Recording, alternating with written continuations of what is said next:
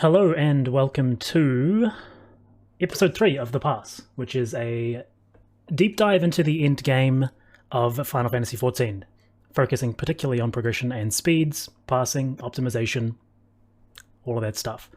Today we're going to be talking about tanks, specifically, and how their role functions within the meta, within the various areas I just talked about before. Today we've got that way, yes, Jung. You're muted. Multiple game extraordinaire. He was semi-professional League of Legends player until his challenger team failed to qualify for LCS 4 times back to back. Yeah, fantastic. Alongside him, sorry, off you go. Wait, no. We got you. Got a co-host Sindalf, WoW refugee, recently new player. Casuals and novice players, welcome to our stream. But recently he's a newly minted necromancer, which I think is probably the hardest thing he's ever done in this game. So we're really proud of him. Yeah, that's okay. All right. All right. You got Hiyori as well. Oh yeah. And then my guest of the week, the boy I'm bringing is Hiyori. So he's one of the best probably parsers on NA, definitely one of the best on Ether, but very rare to the parsing community. This guy's also a week 1 player and isn't completely useless in prog. So we're super excited to have him join us. I'm super stoked to have him back on. I haven't talked to this guy in like half a year because he just ghosts everything I say. So what's up, Hiyori? Yo, what's up, man? I didn't know that you were so handsome. This is gonna make me shy, you know? Thanks, baby girl. I mean, boy. Was that just a casual dig at every single optimizer, like every single pass player in the world, that they're actually useless in prog, like you just said? Because that's kind of how it came across to me, and I'm not sure how true or untrue that is, but it's probably a little more truth in it than there should be. Anyway, my guest of the week, Sindalf. This man is entirely too degenerate, disagrees with absolutely everything on principle, but unfortunately he's also a really good player, so we got to put up with him. I've played with him since the start of this expansion, I think was when it started, but he's been around the scene for a really long time, so welcome as well to him. Hi, thanks for having me on. Why do you have to like go in on Jung like that in your opening? What do you mean? It's just the truth. Like talking about failing to qualify multiple times. That stings. How would you like if I told you that you failed to get world first like 4 times? It just builds character. That's all it is. You know, if you understand the journey, you can understand and better appreciate the destination. Anyway, speaking of tanks, only go up from here. Exactly. So I'm going to get right into it. And the first thing that I actually want to talk about today is something that I don't think has been talked about in depth at the high end for the entirety of the expansion. It was probably the single biggest change to tanks this expansion, which was the effective removal of tank stance as a choice. As a breakdown, essentially the way that it worked before is that tank stance on most jobs functioned as you did less damage when you had it on, you did more enmity when you had it on, and you took less damage while you had it on. So this thing on Paladin and Dark Knight was a GCD. On Warrior, it functioned a little differently.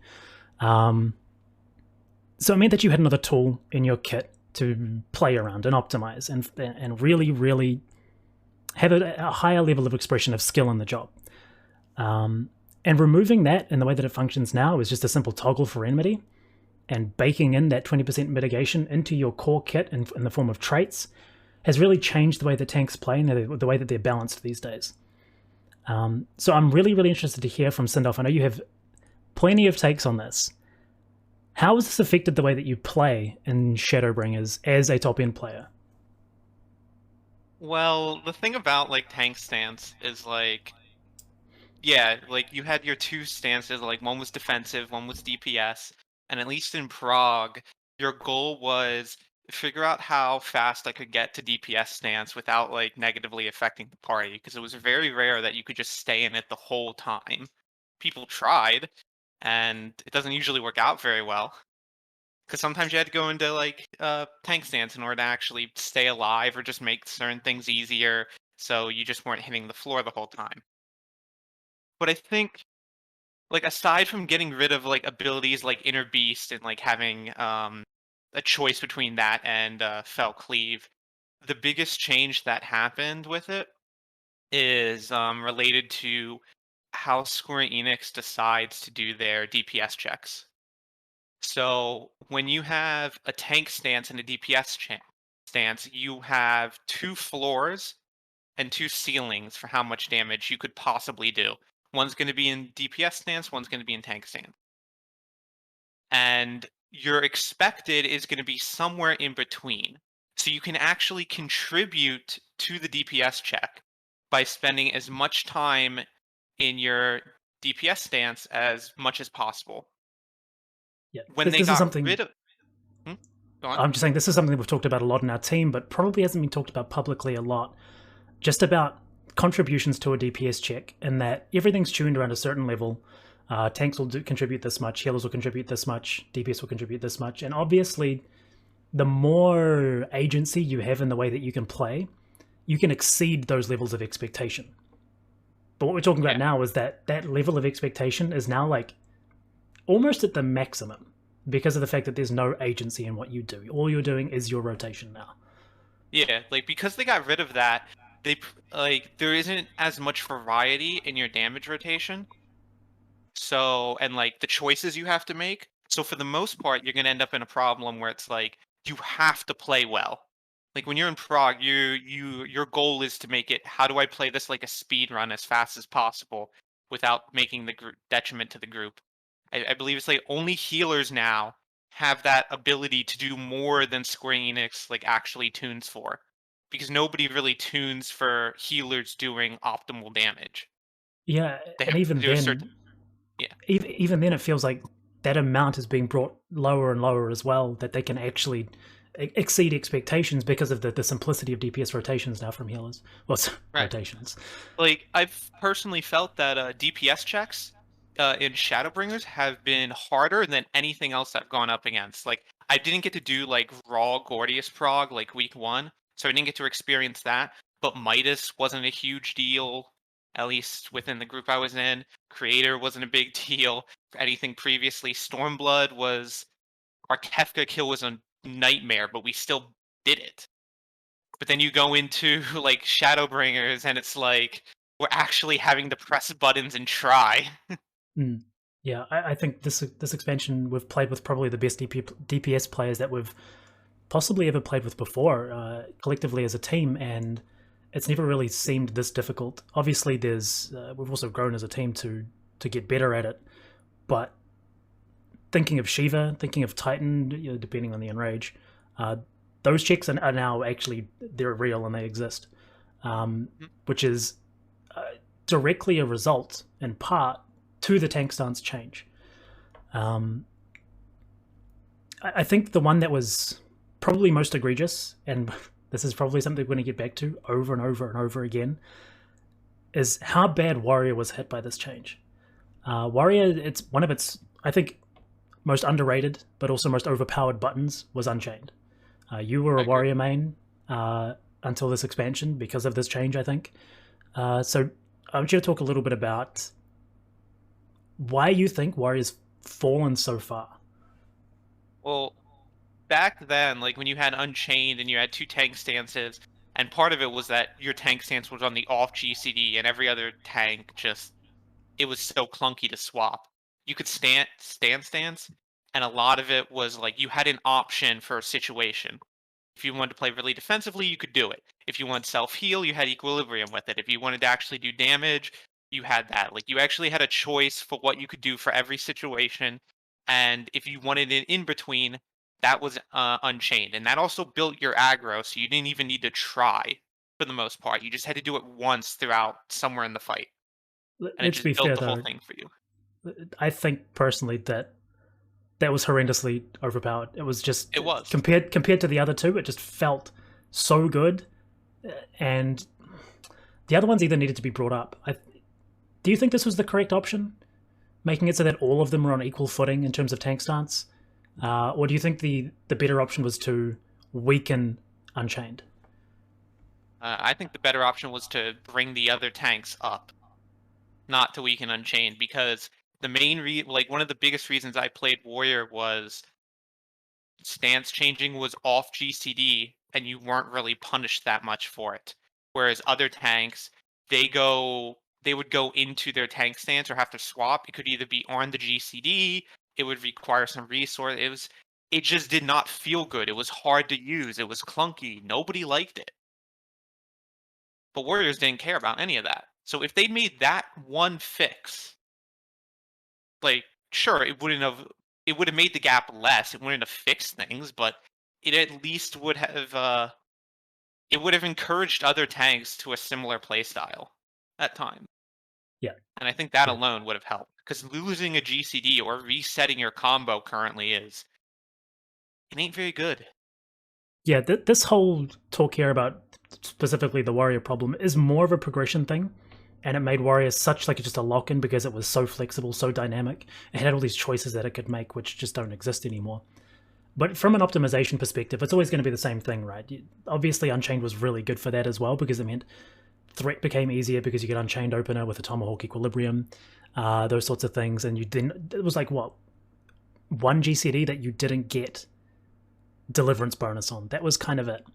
Yep. But in the speed kill scenario, it's still kind of, if you think about it at its core level, effectively what it is now, where tank stance doesn't really exist. It exists as an enmity button now, and not a mitigation tool, but back then it didn't either.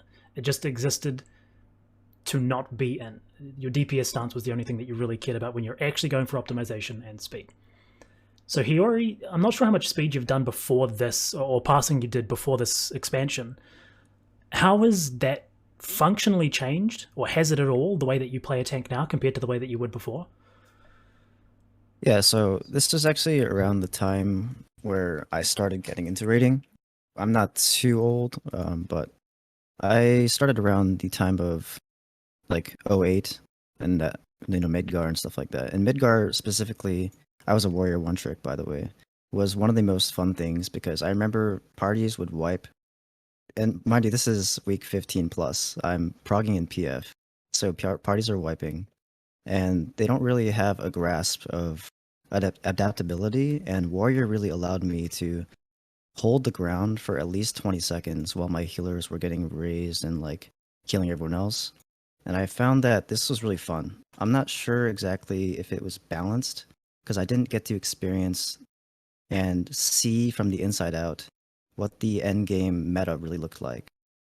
Because I wasn't really a hardcore raider. I had a casual approach to the game, but I do think my fundamentals were there enough to see that warrior was fun and it had this potential to kind of outplay the game per se. It's really interesting though that. Oh, sorry, go ahead. What's up? No, keep going. Yeah, it just felt really fun, and over time, patch by patch, I just feel like warrior has kind of been taken away from me and the other warriors. It does feel like I don't have the same experience and reason for feeling that way, but I do feel that way regardless because it's just such a big change. Even in Shadowbringers, we still had path greeting, which kind of had a similar approach where you would intentionally drop Storm's Eye for an extra 10 gauge so you could get extra fell cleaves and specific points in the fight. And this would be net potency positive because dropping 38 potency on the refresh hit is worth less over the long run than having the fell cleave. Yeah. That you wouldn't have otherwise. And this would essentially gate people from the top 5, top 10, whatever state of the, of the tier that you're in. You could gate people from getting higher ranks. Partially because crit RNG was not so wide as the end of the expansion, but you could gate people. You literally had more potency that they didn't know existed. And that's just taken away, with they changed it in verse. And so over time, I just feel like I kind of gravitated away from warrior from feeling like it was really pushing me. And I didn't have any way to push myself anymore. So Right. yeah, I do feel like warrior itself has been kind of the odd kid out. But this entire expansion as well, right? When was the path damage taken away? That was at the start of Stormblood, correct? The path. I'm sorry, what? The path greeting? The Storm's path, what do you call it? The damage mitigation. It used to be an obscene button. Yeah. It disappeared with Stormblood, I believe. Yeah. Stance so that was, changes. in my opinion, like the start of its homogenization, and everything since then has kind of felt like a downgrade. There was the 4.1 changes to Warrior, which put it in a healthier spot, but it was still easier. It felt less like your choices mattered. And ever since then, it's been more of the same. Now you've had a decoupling of things like your IR and your Vengeance. Your timers are misaligned. You're now functioning in a meta which is way more crit reliant, which is just taken away from Warrior. That it doesn't exist in that meta because it's guaranteed crit. Yeah, and as your original question, oh sorry, go see. I mean Sindalf. Sorry, Warrior was still good in 4.1. Yes, they were actually strong. The thing is that you said they were easier, but the problem with that was that, if I remember right, SE said that they changed it because Warrior was hard to play in new content at the time because it required a lot more planning. Because whenever you swap stances, it cut your gauge in half, if I remember right. So you got punished for playing, for doing the stance. But the class still worked, and it was functional, and it was a pretty good damage dealer as well as tank. So I think 4.1 Warrior was actually fine. They could have kept it going. let me tell you, there was nothing fun about having 32 gauge at any point. That shit was just weird. I mean, it's not, but like that's the choice you made though to go into that stance. Yes. That was your decision to do that. So going on from that, you said that it was difficult to play in blind content. That's why Square Enix changed it. Which kind of leads me into the conversation that I want to have about progression tanking, specifically what happened at the start of the expansion, and that everybody ran the fuck away from Gunbreaker. And you were there at the start of the expansion as well, Sindalf. You know how this conversation went, and every single hardcore team, it was, you just don't bring Gunbreaker to prog. Lots of teams felt this way, and as you got to the end of the expansion, people are finally realizing, actually, it's not that hard, and it's really, really good. Why do you think that like paradigm shift happened? I think it's because people they value Paladin's mitigation a lot. It's one of them. Because given the kits that they had, you're taking a Dark Knight no matter what almost. But Gunbreaker has a lot of buttons, or at least you have a lot more finger movement, I feel like, than some of the other tanks on a consistent basis. And the problem with that is tanks don't really do that. Their finger movements are pretty simple. So it makes it seem like you have a lot more to do, especially when everyone's always like, "Oh, I missed this ability under trick." Like that's a big deal. It ain't that big a deal half the time. No, especially with Trick like, Card, like- right? yeah. Like that's one change at least with I guess like that I feel like tanks felt going into Shadowbringers is like all the tanks are trying to figure out how to do damage, and then they realize it's like, well, you kind of just have to press your buttons now, to be quite honest. There Well, hasn't just been before any- we kind of move on to this, you guys have been talking about Warrior in a sort of post-mortem fashion for the past like 20 minutes or so. Like, and you guys have been talking about it historically, almost as if it's completely dead now. Is it dead in prog? Like, we've had this discussion, probably me and Sfia for like past 2 weeks, but is Warrior dead from a tank perspective in prog as well? Because Yes. all the healers said that too. I mean, obviously Ara and If Yeah. you play Warrior, you are trolling. Yeah. I'm sorry to say really, this. even with like Shake and even with the self mitigation and self sustain when things go wrong, like in terms of recovery, Warrior Well, just doesn't have it for you. that's part of the problem. Like Shake is good in a case when you can use it, but most of the time that damage is magic, and Dark Missionary is going to probably do better. The problem is, as well, is you're saying self-sustain, but I want to say what self-sustain. Within, like, remember what I said at the start is like, one of your goals as a tank is to be able to move to a speed run mentality as fast as possible. You can't really do that when trying to like play a little safe on Warrior. You definitely can't, because the problem is like, to do that you have to take either IR or Chaos and mix it with Flash. Flash isn't going to really help you survive a hit. It's going to help you after the hit as well. It's a lot harder to use, especially with its length of time that it lasts. I don't know. It doesn't feel simple enough to use in prog, even though it could technically be better than all the other tanks if you were to able to play and plan with it perfectly and like be able to do all the math in your head for what you want to do. But it's like no one does that. No one plays like that in prog, so no one's gonna play it. Actually, Hiyori, what did BJ run during week 1 with you guys? Did he go That's what I warrior? was just about to get into. Yeah, so Yeah. me and BJ are both warrior mains, and our week 1 wasn't technically a week 1, yes, but we actually had to change up our roster along the way. But yeah, actually for me, as I approach prog, I actually don't talk about the week 1. I actually want to talk about more like approaching from T, because although I didn't clear world first like Sfia and Sindalf, I had a group that was really eye-opening to me in terms of our prog experience. We cleared fast, under 40 prog hours total, but it took a month of casual hours, so a couple days here and there, and we cleared 12 people within the span of a month. So we didn't have a static. And so we had to really be adaptable, and warrior was my go-to after I started with the Dark Knight Paladin that everyone's running for the first couple days.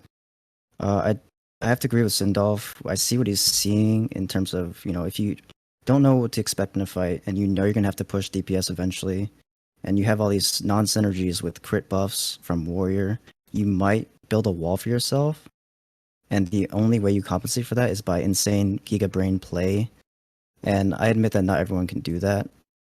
So I can see that. However, I do see that you can bring a warrior, and they have so much time in between GCDs, and if your warrior is the big brain, thinker outside the box, and you are not going for a world first, but you say you still want to clear in a good amount of time, you do have some time to think up strats, build upon strats that world proggers are doing, and improve upon them.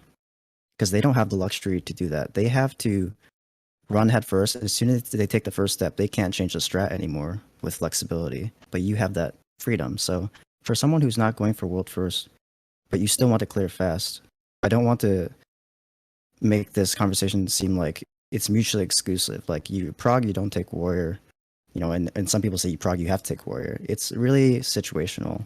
And if your warrior can use those times in between GCDs to notice things that can benefit the party information-wise, I think that's really valuable, which is part of the reason why Gunbreaker originally seemed impossible to bring in prog. You have to press so many buttons. How do you prepare your cooldowns? You have to be a master of Gunbreaker, essentially. That's what people thought at first.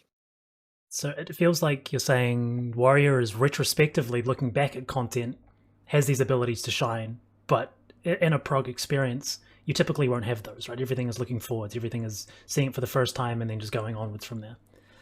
Yeah, so I don't want to devalidate warrior altogether. I see what Sindalf's saying, but it doesn't apply to necessarily people outside of, I want to say, world prog necessarily, because you have some time, which is a valuable resource that you can use to think of alternative solutions to, get over the wall that you created. So I also wanted to talk about bringing warrior to progression, because this is actually a conversation that within our group we've had a lot as well, where warrior is really good at one thing as well. And it fits really well into this idea that progression isn't about doing the most damage possible, it's about doing enough damage as soon as possible. Right? Your limiting factor is real world time, not encounter time, nothing like that. It's from zoning into the instance until you kill it. That's the thing that matters. And warrior does, and its damage profile is it's so heavily weighted into these 90-second, 5 easy to execute GCDs. It's really, really, really easy from pull 1. It's like the red mage thing, right? You go in and within 1 or 2 pulls, you're doing like 90%, 95% of your theoretical maximum. So having that benefit is really, really good in early turns and primals and things like that, because just getting in there and doing the damage becomes like really fast. You're doing it in a pull or 2. It's a thing that we almost brought warrior for early turns this tier, I want to say? Question mark? We talked about it, and it was like, they got to do something to it. Hmm. Because I also don't play the class, so at all. So Yeah. be saying, hey, go in this on this class that you're in practice with that could still be better, and it's just like no one ever. Don't do that. It's falling That's into a big trap. thing too. That's a huge thing too. Warriors is the least played tank. there's a lot of rhetoric around it, and it's just kind of like a feedback loop. And so you have a lot of people who can't play warrior as well as other tanks, and the other three share gear. You can, flex between them, and so a lot of people either swear by warrior or they swear they're never going to take warrior. That's Or you can more be or like less my sauce, experience. like meld between every single pull. Like I remember first time I watched like warriors, like someone streaming like omni-tank parsing, and he just like would have 10 unmelded things in between the pulls, and then like, all right, we're gonna warrior this time, we'll go with that. But Yeah, You can also do the same thing, Sfia, for damage with the other tank. To an extent. How do you What do you mean, mean? sorry? Like, Dark Knight's about pooling resources. You can dump that early if you need to. Like, sometimes in Prague, if we're coming up on a phase that I'm not, like, good at, or I think I'm going to get, like, a damage down or something else, I'll dump everything. So Because that gets the damage in there. it's It's less not as about much as IR, but... it's less about the cognitive decision that you have to make, right? It's about the fact that you don't have to think about it. That warrior just goes unga bunga, does good damage, not great damage, not exceptional damage, but it does good damage, which is what I really really think its strongest strength is as a job entirely is the fact that you have in a chaos 5 fell cleaves in a chaos, and like that's it. That's your damage profile right there. I mean, get if I'm those being 7 honest, I feel like you have to think more than you have to think on Dark Knight. I Really? mean, that's probably just I entirely think, because I play just Dark Knight. But you have a second yeah, button. You have Path. Dark Knight has one yeah. combo. You just hit Soul Eater. I think that really goes into it. It's just like we have to talk assuming that these people, these classes, when we talk about the classes, we're really wanting to only think about the people who've mastered these classes. And I have spent a lot of time, if you're a parser and you get sucked into that community, you spend a lot of time in the game and you get to build muscle memory, hopefully, as a tank for all 4 tanks. So I'd say like I can confidently play all the tanks at a blind like quad 99 level, except for Paladin, because sometimes like I tell myself how much I hate it and then I fuck up. But you should really be able to master all 4 tanks as if it's like breathing. Then you can really go into prog and see how you want to compare the two. But if a reason is just because like we're not used to it, I feel like that is kind of almost like it should have kind of be put to the wayside as like a secondary reason. Because you don't want to assume that, okay, limited by skill, how do I feel? Then, it's kind of a biased answer at that point. Okay, so we've talked a little bit then about Warrior and its application before the poll even going in, and how we feel about it, and a little bit with Gunbreaker. I want to go more in depth with Paladin, because to me this one feels like it stands out the most from the other tanks that are currently meta, and the way that it exists and how it fits into a party and its role and its damage profile. I want to think about what makes that good, what makes it bad, how it functions in a party from like a planning standpoint, and why you wouldn't bring it into a team. Sindalf? So ahead of time, I want to preface my Paladin's not even 80, so Okay. I don't know how to play it. But when me and my co-tank talk about Paladin sometimes, the reason that we usually end up wanting to take it is because of just wings and clemency. That's pretty much why you take it. Wait. Can you expand on clemency? Because a lot of people that are getting better as players are thinking clemency shit. But then there's this point at which clemency, you just realize how good it is again, right? Yeah, so like if you're in World Prog or something like that, you're going to use clemency to heal another player or your co-tank to just for sustainability, because your healers are busy. Like, no, I think people really underappreciate just how hard Prog is for their healers. Oh. So it's not just that, but it's also like 90% of times that you see a new phase, specifically in Ultimate, it's only your tanks who are alive at the end. And Clemency lets you see a new mechanic. This has happened like more times than I can count, where the first time we see a mechanic, it's because Brian and Sindalf were both alive, just sustaining each other with Clemency, with TBNs, because tanks are just absolutely obscene in that regard.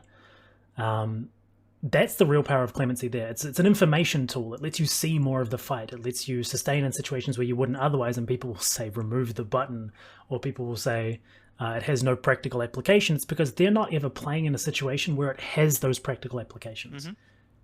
Right. And then when you look into something like wings, you have to consider that looking at all the tanks' kits. So every tank we have like Shake, Dark Missionary, DV, and Heart of Light, I believe it's called.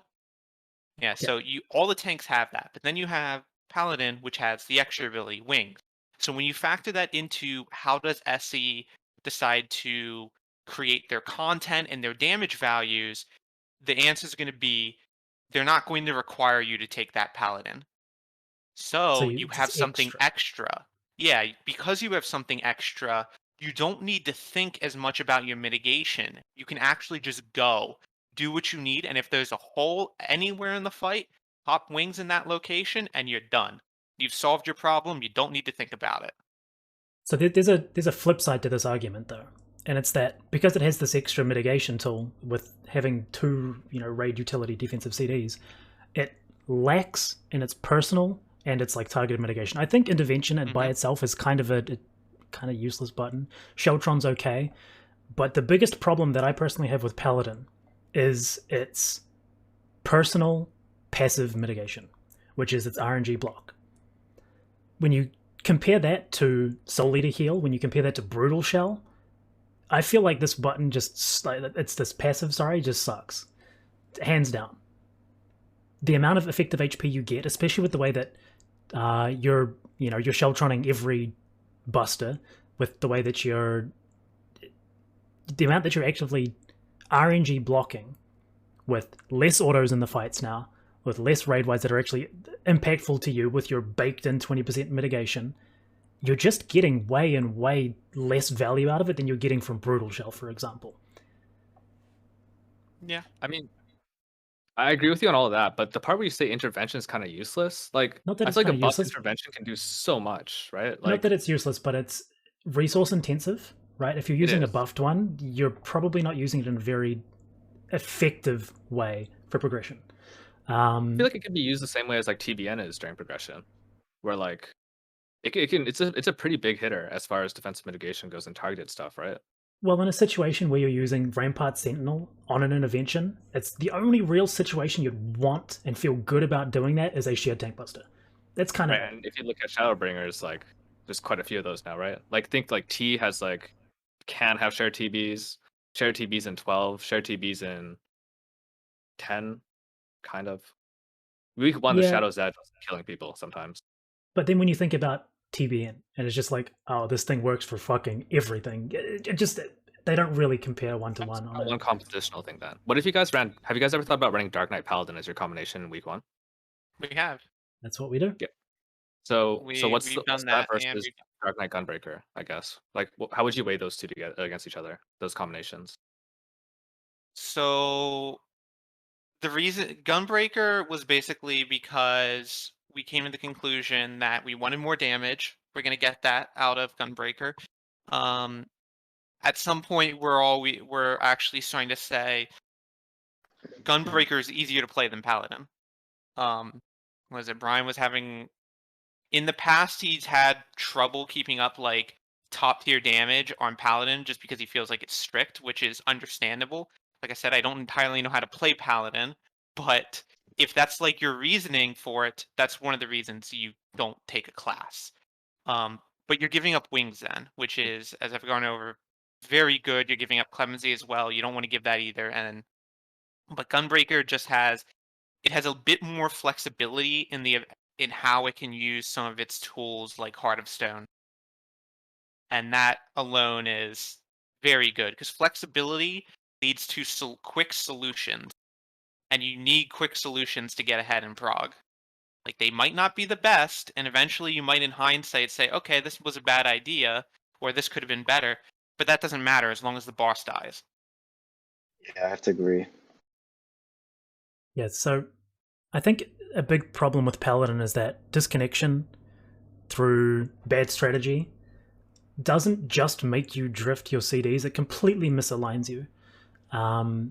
Where, like a Gunbreaker, for example, all it does is just like push your burst back a little bit, right? And then you'll just catch the tail end of trick as opposed to the start of trick, or maybe the end of your burst is just outside of trick. Whereas Paladin is like, you don't get goring 3 atonements, goring inside fight or flight, because you just disconnected from the boss, you're kind of screwed now. So you're misaligning yourself from not only your own CDs, but everyone else around you too. So that feels really, really, really bad. Also, like, quite often a Paladin optimal rotation is like 17-second pre-pull fight or flight, and you don't know that going in blind. Gunbreaker, it's like difference in openers are just very, very easy to change, like make shifts in where you're putting buffs. With Paladin, it's huge changes. You can do a lot of damage on Gunbreaker without really having to try. If you just know the rotation. If you just know your rotation and just like rotate that, This is very true. Did you know that we're actually in chat right now with the rank 2 Ecolog Gunbreaker in the world? Yeah. 90, I like 97%. Oh shit, who's that? 97% uptime in a fight that I've done maybe 400 times already. That is, I think like the tank players, a lot of them still don't know how to breathe through their nose. So, I mean, I'm sure you guys are great. Calling me out? No, I would never. I can't breathe through my nose very well. I think that also kind of goes to show something else, which I actually personally think is a problem, in that all tanks, they're not very skill expressive.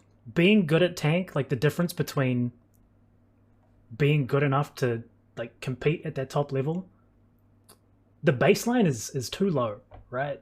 That's how I feel about it, at least.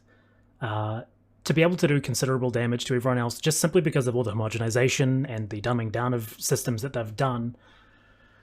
And this is probably just a really bad opinion of mine, but I feel like tanks is just, they're too easy right now. They're too easy to go in. And throw that back. I think that, and this is something we were briefly talking about before we started this, I think that the skill expression of a tank is often reflected in the performance of other people. So a really good example of this was during E9. During tiles, the tank positioning and turning affects your melees a lot, right? Because you run out of Jungroan stacks if things aren't right. So in that sense, you can play great as a tank, and it won't affect your metric performance at all, right? But I think the skill expression comes from things like movement, things like rotation, like Gunbreakers, like double weave during the movement is actually really awkward in a lot of openers, right? E11 starts with like first you see Sonic, that's like super weird. And I think it's the fact that it's reflected in other people that you might have this, right? And maybe it's because the tanks you play with are so good.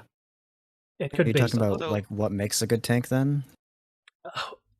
Well, it's more about like skill expression, I guess. Yeah, I kind of want to rebut something you just said really quickly, though. You're talking about the boss movement, which actually just doesn't exist anymore. Boss movement in Final Fantasy XIV raids these days is next to non-existent. Hitboxes are fucking enormous, and bosses always reset themselves now. There used to be a thing where like the way that you moved a boss around an arena actually mattered, but that's just been taken more and more away from the tank's being responsibility and just put into, oh, boss resets itself now. So you just see another room. There are some specific points. Continue. Oh, sorry. I was just gonna say there are some specific points, like Lightning Tower in Rama, uptime strats for E12S Oracle, as well as Ifrikaruta during the split with the slice thing. So there are some situational things, but when it comes to affecting prog, it's not make or break, which I don't know if that's what Sindalf's about to talk about. No. I was actually gonna say, people talk about tank like movement being a tank responsibility, and that partly makes things easier. I mean, usually for how people refer to it is your melee DPS. I actually say it's your melee DPS's responsibility, because I've been, and this is why I see that look on your face, but it's not. What? No, this is why. Because I mean, I played with many different tanks who've all said, move it this way, do it this way. And I'm like, at this point, it's like, you know what? You tell me how you want the boss moved. You want it moved quickly? I'll move it quickly. You want it moved slowly? You move slowly. You tell me as the melee what works best for you, and we will do that. And that is why it's their responsibility. That's actually not a bad take. It's sort of the same thing where it's like, I think personally that the healers should tell me where they want Addle. Until they do, I'm going to throw it out wherever I feel it's best, but it could not be in the best spot because they're the ones thinking about mitigation planning, because they're the ones with all the tools. So I do kind of agree with you there. But the way that you started that was massive bait. Massive bait. All right. So yeah, what we're going back to the expression of skill problem. And I think Hiyori, you were wanting to talk about that a bit more as well. Yeah, sorry, I was disconnected for a while, so I'm kind of like just joining back in. But expression of skill as for tanks. Do you Yes. want to maybe? I guess what I would I ask can on that approach it is anyway. like if we were thinking about like sort of the cardinal aspects of skill expression, you would think about things like melees have their idea of greeting all the time. Healers have the idea of healing as little as possible and kind of planning that out and movement and different class of movement. What's the biggest? So we're basically making the point that tank skill expression does not exist in rotation because it's so 1, 2, 3 Pepega. Mm. You just do it. So where is the Yeah. skill expression? Because I was arguing movement, and clearly there's that has been taken away a bit in Shadowbringers. So where is the opportunities for skill expression? So, like, actually, this is actually a great way you just posed that question. You started with what healers want and what DPS want, which is they want to heal as little as possible, and DPS want to greed, or I don't agree with that word, but I know what you mean. They want to greed as much as possible. Ironically enough, these are things that tank can influence directly, and indirectly in many ways too. And so, it kind of segues into what you were saying earlier. I think your guess is mostly right, but Sindalf has a good point too. So I think it works both ways. Maybe 50% of the time, as you're progressing through a fight, thinking of places you can express yourself, maximize, min-max. Maybe sometimes it does need to come from feedback from great DPS who know what they want. And then as a tank, you can better understand what your DPS want. Same thing for healers. And then as a tank, it's your job to cater to them because everything that hits a party, like we were talking about before the stream, it goes through a filter. And the tank is the first line of defense in that filter. And so the way the party experiences the fight is largely dictated by this kind of landscape the tank is setting, by moving the boss, mitigating incoming damage. Because if a healer has lived with a great tank their whole life, and then all of a sudden you got to get a sub and that guy doesn't know how to mitigate, you feel like you're playing a different fight. And I think that's kind of how you want to approach skill expression as far as non-metrics are concerned. For tanks, how well you can really listen from your party members and then give them what they want through your mechanical skill and knowledge. You said non-metrics. What about metric-based skill expression? Because that is something that I feel like is really been narrowed in how much skill you can express, but obviously it's still there if you're bringing it up. Yeah, that is just kind of true. Like with stance dancing taken out and all these classes kind of being homogenized, it feels great. To play the game at first. The classes are so balanced, but largely it's due to homogenization. And I think that's a great term. Skill expression is being lost. So that's why I kind of went towards these other things. But yeah, metrics. There's some things you can do in every class per fight, specific things, but. That's already in the narrative, in the larger picture, in the community. Everyone's going for damage now. Yeah. So gotcha. I want to bring attention to the other things, like Jung just said. I think they're really important. All right, so I'm gonna dial it back a bit and go back to where we were going through every job and what it brings. And we've done Warrior, we've done Gunbreaker, we've done Paladin, and the last one going in with thinking ahead into progression is Dark Knight that we haven't talked about. And Dark Knight has been present in every World First this expansion. I think it missed one last expansion, and then it was in every one in Heaven's Ward. Since it's been in, I think it's missed one World First. It's an obscenely strong pro class. Actually, no, I think it missed 2 in Stormblood. But regardless, the point I'm making is that this thing is clearly a mainstay and a staple of progression, even when it's been unfavored by the community for its damage output. And Sindalf, you're a Dark Knight main, so I want you to tell me why. Why is this thing always here? The answer is really simple, but I know you can give me more than just that. Well, the simple answer is because it's easy to play. The more complicated answer is so the class itself is just generally really flexible in both damage and defensive aspects. Damage wise, you can dump your load whenever you want and just go in with Edge of Darkness whenever you need to. Any other abilities you have at the time. You have a small 10-15 second window. You're going to be pressing all the buttons in the world. And that's usually also when Trick's going to be up. And you can very easily, if something is actually happening, move it elsewhere. You don't Yeah. lose damage in that regard. Like, it just gets transferred. Yeah, you'll lose a little bit of party synergy, but a tiny bit of party synergy very rarely made or break a DPS check.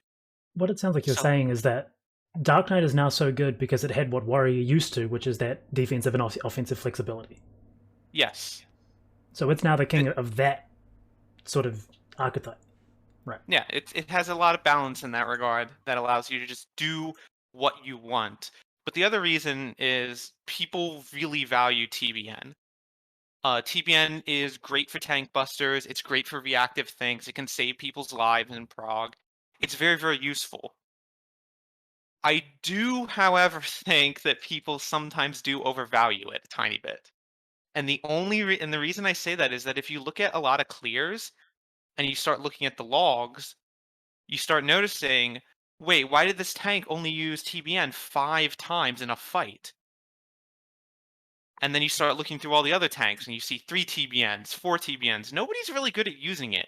It's a very high skill cap ability that, in theory, if you use it perfectly, you're going to get a lot out of it. Like that, you're going to be seeing, like what we were talking about before, about what you can do, like making things easier for the rest of your party. Like your healers, they're going to do more damage. They're going to have stress points where they're just like busy thinking about all the things they got to do. Just go smooth and nice.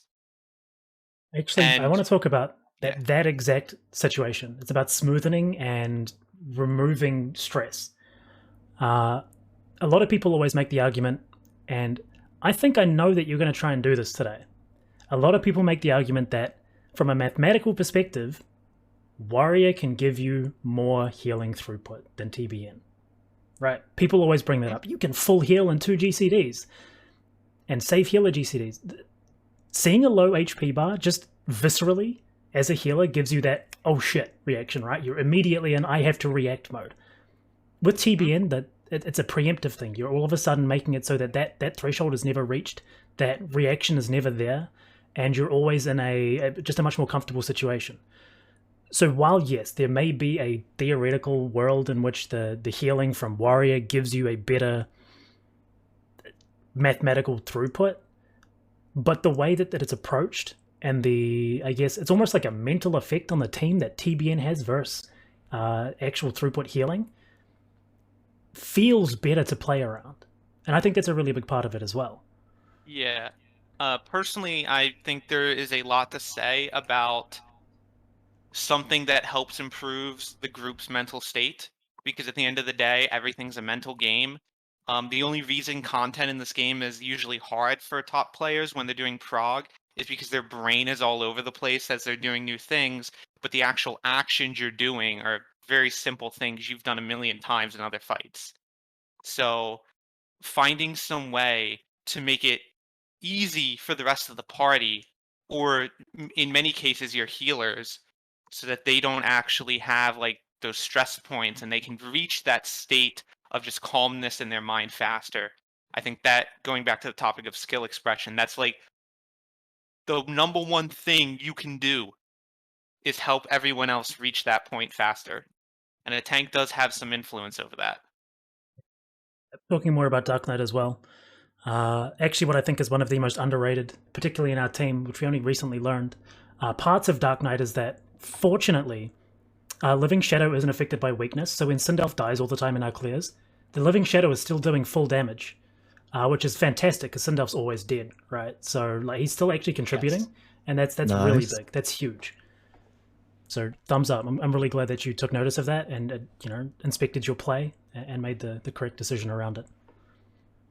Yeah, I didn't know that until the end of this tier. I'm like, oh, this thing doesn't get affected by weakness or damage downs. It just always does full damage. It's great. Why is that the case? Is that just like they fucked It's a, up? it's a weird It's pet a- thing. It's a pet.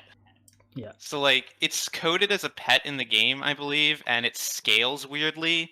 So like it scales harder than the actual player, and I guess the way pet interactions work in this game, I don't understand how they work, but they're just different. They don't work how you expect they would. They don't follow logic. That's interesting. Because when you summon Shadow, it doesn't snapshot the buffs you had when you summoned it. It's using the buffs you have in real time as it does its abilities. So let's say you summon Shadow, it takes 5 seconds for it to get up, then you pot 4 seconds later, then you get the pot duration, you know? That's interesting, that it doesn't take the weakness. And it That's doesn't sick. take some damage downs as well, I think. It's I'd have to double really check. weird button. Dark But Knight. it does get some damage. I don't know, man. It's just really strange. So on the point of just a comparison of jobs going into prog, the thing that most people want to bring up, and has been talked about to death at I think in a more accessible forum, is the way that the invulns work, right? And a comparison of them, and everyone, there's a typical ranking that people have. That Hallowed Ground is by far the best, and then you've got Bolide, then you've got Holmgang, then you've got Living Dead. I personally think that Living Dead should be a lot higher. I think Holmgang should be higher. I want to know your guys' takes on that as tank players. Hiyori first. Yeah, so it's easy to just read what the skills do and think, okay, Hall's the best. Then you got Bolide, then you got Holmgang, then you got Living Dead. Like, yeah, I die, then I don't die, then I die if you don't kill me, kind of thing. But Warrior fits this niche in a lot of fights, like T, Oracle. The cooldown is past a certain threshold where you can do things multiple times that other classes can't. So I think that's also taken into consideration. As I think of all the invulns together, I want to say the one thing that I kind of don't know if it should be that way is Dark Knight and how it directly influences what healers your healers want to play by how the invuln works. It's kind of the second shortest cooldown, but it requires a Benny, and then if you don't use the Benny, you have to find alternative ways to survive tank busters, which you can do, but it's not surface level thinking. I'm not sure if that's really how it should be, how it should feel in comparison to the other 3. How about you, Sindalf? Same sentiment? Similar. I mean, Hallowed Ground, I do agree, is the best. Even with its long cooldown, it's just so useful in that regard. But the thing is, like, the problem with the this is like just a problem with the other ones, is that Bolide puts you down to 1. Holmgang is going to put you down to 1, realistically. And Living Dead is also going to put you down to 1. Problem with Living Dead is you have to get you back up to full. The benefit of Living Dead is that it lasts longer than everything else. So we've actually 18 seconds. Yeah, it's the only one where you can actually functionally get the full 10 seconds of invulnerability on it.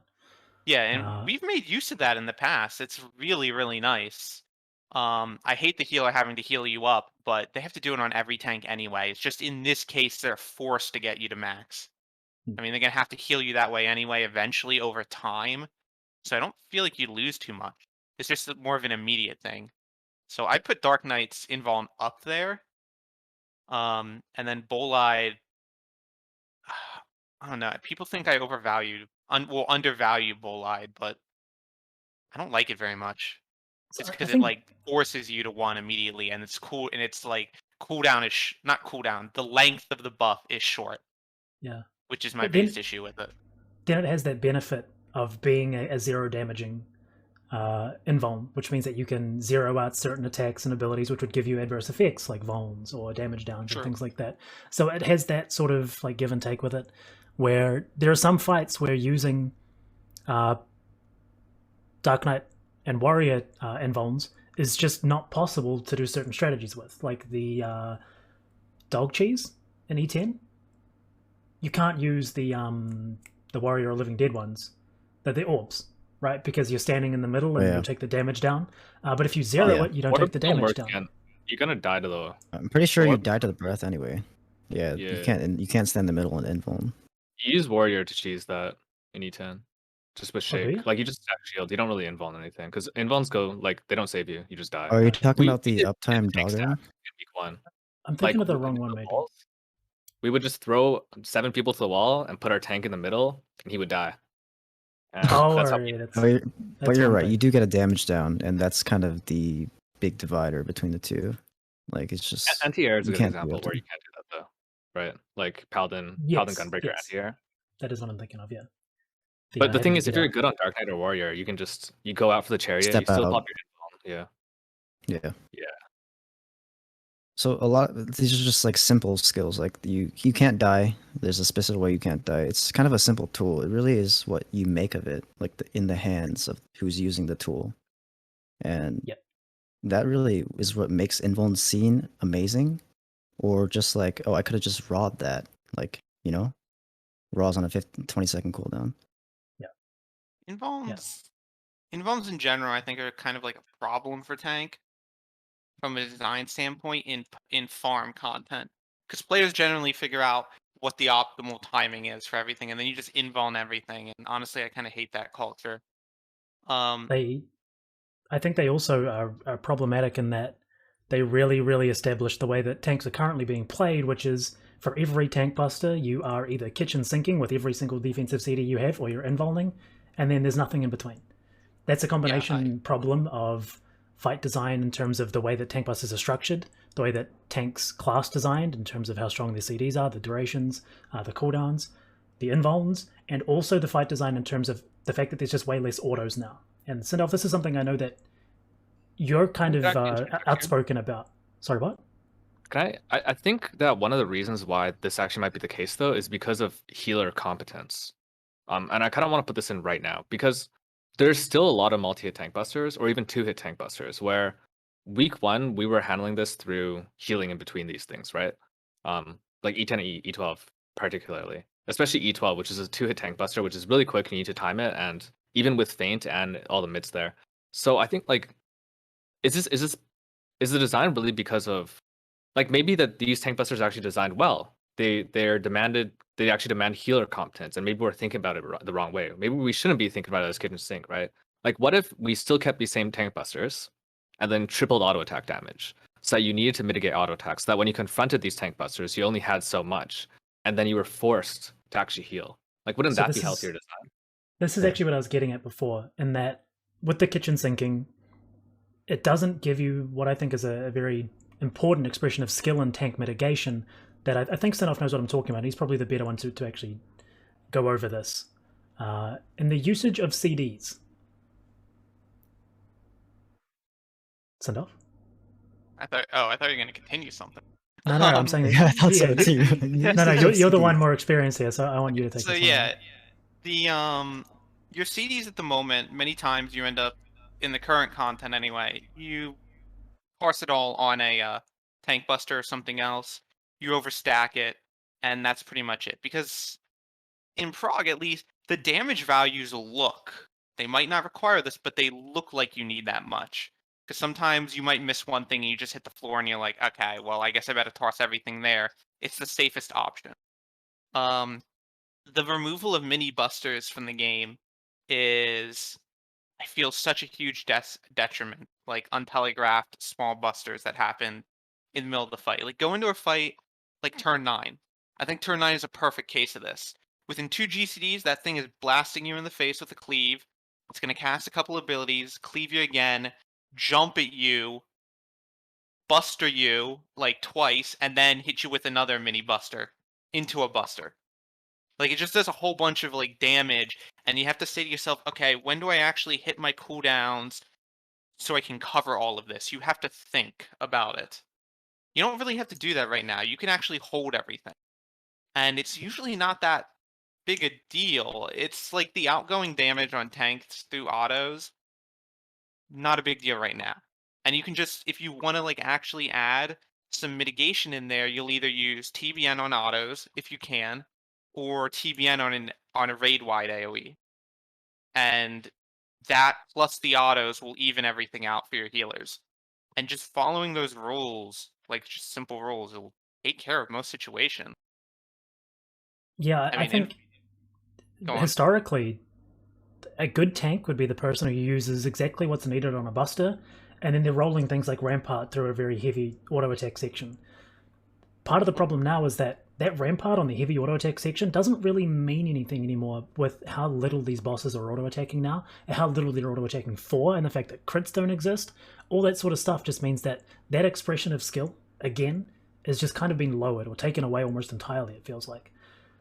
And to be fair, those places exist. So they do Yes. exist, and you can find them.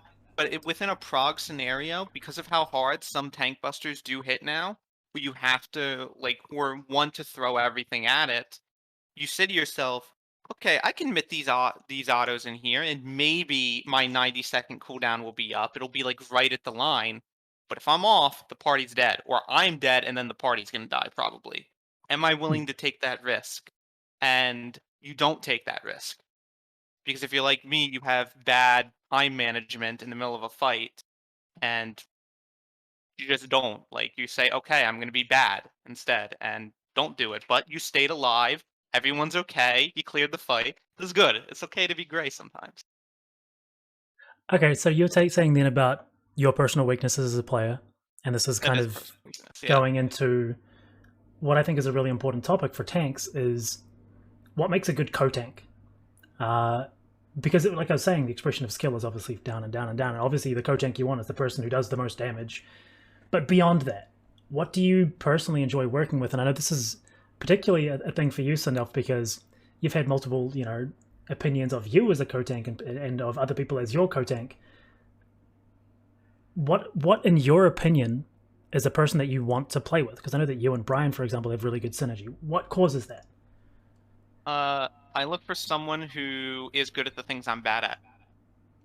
So I'm bad at looking around the room, figuring out how to do some of those mechanics. Like, look at triple APOC, for example. I still don't know how to do that. Like, I just follow the boss. But he knows how to do it. I'm like, you do this, you take the boss every time we get there, and we're good. Like, the party does not get stuck. This is a problem with me, personally, but he fixes that problem. And that, I think, is something you should have from a co-tank, because nobody's perfect, and you need to be able to cover each other's weaknesses. As well as being able to, like, do the typical communication stuff. They gotta use their abilities when they need to, and at least be able to work together to keep track of, like, this global pool of cooldowns that you have. What it really just sounded like you said was a good co-tank to you is someone who does everything that's difficult in a fight. Yeah, they do the things that I'm bad at. Okay. That's Right. I'll very take 3 that's very, powders for you. All right. I do that for paladins. What's your actual take on this, Hiyori? Because I know you have a really good rep in my community, like I guess in our community, as far as being a co-tank goes. So let's say if your view looking at everyone else, then what makes you think certain people are better or worse, other than like having Shirk on your hotbar? When it comes to better or worse, I wouldn't say there's like a actual universal objective way to grade someone bad or worse at co-tank. At the highest level, you have a lot of people you can pick from. I think the biggest variance is actually personality and compatibility. My default answer would actually be someone who complements your strengths. Like every prog party or optimization party has kind of like a mood. You're either all super aggressive, like fuck yeah, let's go, or you're kind of like thinking it out. Like, hey, can you move this here? Okay, yes. And then zen bowing to each other. And someone who doesn't fit that mood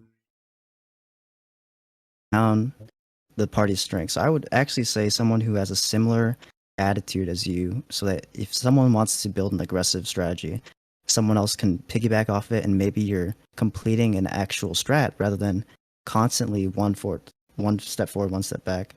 But I can totally see how Sindalf sees that maybe you do need someone counterbalancing you. But both of these have something in common, and that's really just, is this someone who, when you're put together with them, like you feel like the game is better for you to play and it's better for them to play. And then, like I said earlier, the tanks can then take that good synergy and really show the party some benefits that they wouldn't have otherwise with bad tanks. Yeah, these things are all intangibles. It's sounding like there's no metrics you can put to these things, like personality and their approach to the way they think about at the highest mechanics. level. Yeah, at least at the high level, you have to decide upon these things, I think.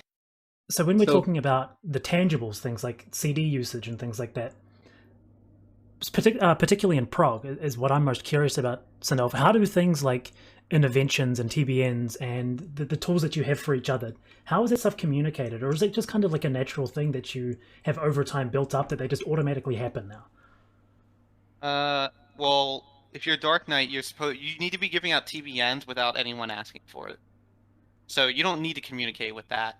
And the other tank usually, it's the other tanks that have to communicate whether or not you need it. And sometimes I'll say I don't need this or something like that, because TBN is just so free to press. So you don't have to do that usually. Usually what ends up happening is like we come up with like a rotation for like mitigation. Like one person will be first, one person will be second. That's a good start. Um, so you have that nonverbal communication to start with. And then other cases where you do things like if you need to actually do other times of communication, it's usually I can't do this. You take the bar so we die. That's actually the situation I put Brian in all the time. Is you do this or we're dead. So he'll do it. It's not a very like healthy way of always doing it, but it's like when you have the whole kitchen sink tank cooldown thing, that is kind of how it turns into. It's like I don't have anything for the next thing, Hmm. so let's do it. And if there's a hole anywhere, that's where you put our invulns. You I think fill I the cut. hole with the invuln, and it's get the job done then. Yeah, I think I cut you off before, John. What was it you wanted to say?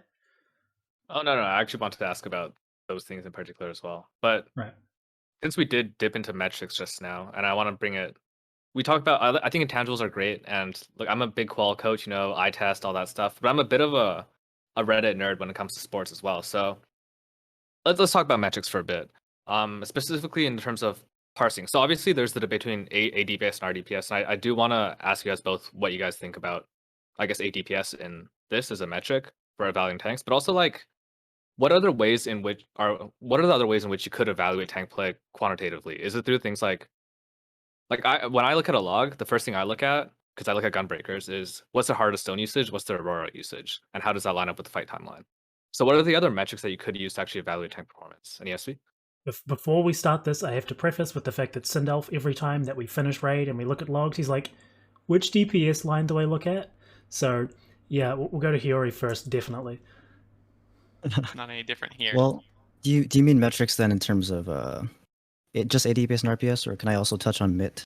Because I kind of agree with I think something mid that is actually like a really, yeah, I wanted you to dive into mid basically as a metric as yeah. well. But I want to talk So like those two first, and okay, I'll try to keep it short then because there's two topics. That's not my strong point, but so in terms of MIT, a lot of people will. The most common narrative is max usages, and then if you can't get max usages, max damage blocked. But I actually think sometimes there's some exceptions where you want to intentionally not get that use two times surrounding this other area where your healers have their own mapping as well. They're also talking. And let's say, for example, you're taking a lot of autos, like moving the boss after wide angle first to the center. You're taking auto attack damage there. Healer resources are down because you basically are saving them for the stack spread that's coming up, and you just use them on obscure. So a lot of times tanks want to save something for there, because I heard this in the healer conversation earlier. You can potentially save the healer as a resource, whether or not you can actually, find breakpoints for that. That's really dependent on the fight. But that's how I approach tanking, and I call it opportunistic mitigation, rather than just spreadsheeting, counting max usages, calling it a day, and thinking that you're basically the best tank because you use max usages. I think the best tank will be opportunistic, continuously looking for ways to use cooldowns outside of what's in the description and outside of just max usages. The one thing that I think about this is Sindalf said invuln is used as the last resort to fill holes, but in T, my team was the very first team to use the single invuln strat, which was I was watching the Japanese team do it, and they were bringing a paladin and the other, living dead in there, and I was like, why would you use two invulns? You can use one. I can't die. Let me bait the cone. And then so I have two tanks baiting the cone, and then a ranged DPS baiting the other cone, and they second win it off. And we used a tank cooldown on top of the ranged DPS. Healers don't need to heal anything. They stand there in AFK turret. And this is an example of how if you go against the grain, thinking about mitigation opportunistically, you can really get huge rewards. Which That's just section my is this in, approach. sorry? Yeah. liquid, right? In the Epics of Alexander, phase 1. Yeah. Right Oh, and now, Living Liquid. everyone Ah. everyone is using the invuln where you evoke at 30 seconds. And this is something I thought of on the toilet on day 1. I'm not someone to name strats after ourselves or anything, but this is like something that I think everyone has really adopted, and it's largely due to the fact that reverse style thinking is what allowed me to kind of think about this. And then with my co-tank Garand, he told me what he could do as the off tank, as the hand tank, to make it happen. And then it's just really shot off. And nowadays I see a lot of people doing it. And it wouldn't be possible if you were just approach a linear thought process. That example right there actually really, really highlights the difference between progression mindset and optimization and parsing mindset, where you can use a tank invuln as a information gathering tool. You reach your prog point, you tank invuln, you now know 10 seconds further into the fight. Right? That's probably why invulns are seen as the last line of defense, where it's the last thing you want to script into the fight if you don't have to. So just that little difference there just shows the different way that people are thinking about this stuff. Yeah. Yeah, and I admit, like, oh, sorry, go ahead. Shin, Shindaneko, our ninja, gives me a lot of crap for not using invulns very often. Like, all the other tanks use them all the time, but at least myself and my co-tank, we don't really use it very often in prog. And part of it is just because of that exact reason.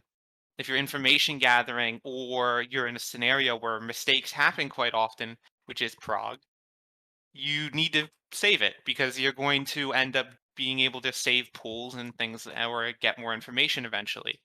Whereas you may be able to find something like in T immediately where it's like, oh, this is a great place to put it and it's super value. You get a lot out of that.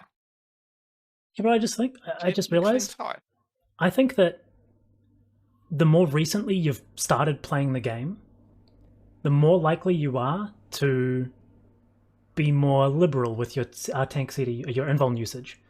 And I think the reason for that is that you were probably conditioned into the way that you use your CDs before the CD reset existed. That might be a good point, actually. Yeah. Yeah, I think one way to think about it is like, sorry. You can like use the invuln to like block the door and stop the monsters from getting in, or you could just bust the fucking door down, kill all the monsters with the invuln as the first, attack. So I also owe a lot of my tank thinking to Rin. He's kind of the mad scientist of the game. So having that influence really helped me. But going back to ADPS, RDPS, I think when people talk about ADPS and they push for ADPS, I think what they really mean is speed kills, right? They're talking about like, oh, you don't have skill unless you're putting things in the raid buffs. But when you go to FF logs, and it's a large way for the community to enjoy and experience the game through logs and parsing, the barrier to entry is so high if ADPS is the main metric, because you need a dancer, like, kissing your feet for you while the Astro hands you all her cards, while the ninjas, and then one person gets to run at a time. I think the barrier to entry requires you to have 7 friends who are all willing to do this. And if you're running a platform like FF Logs, you want people to enjoy your platform. So RDPS, although it's not really catering towards the speed mindset and optimal play, I do think it allows the community to get a taste of the game, and you can experience this really well, up to the highest 1% even. I don't see a problem in it. That's just my take. I like that take a lot.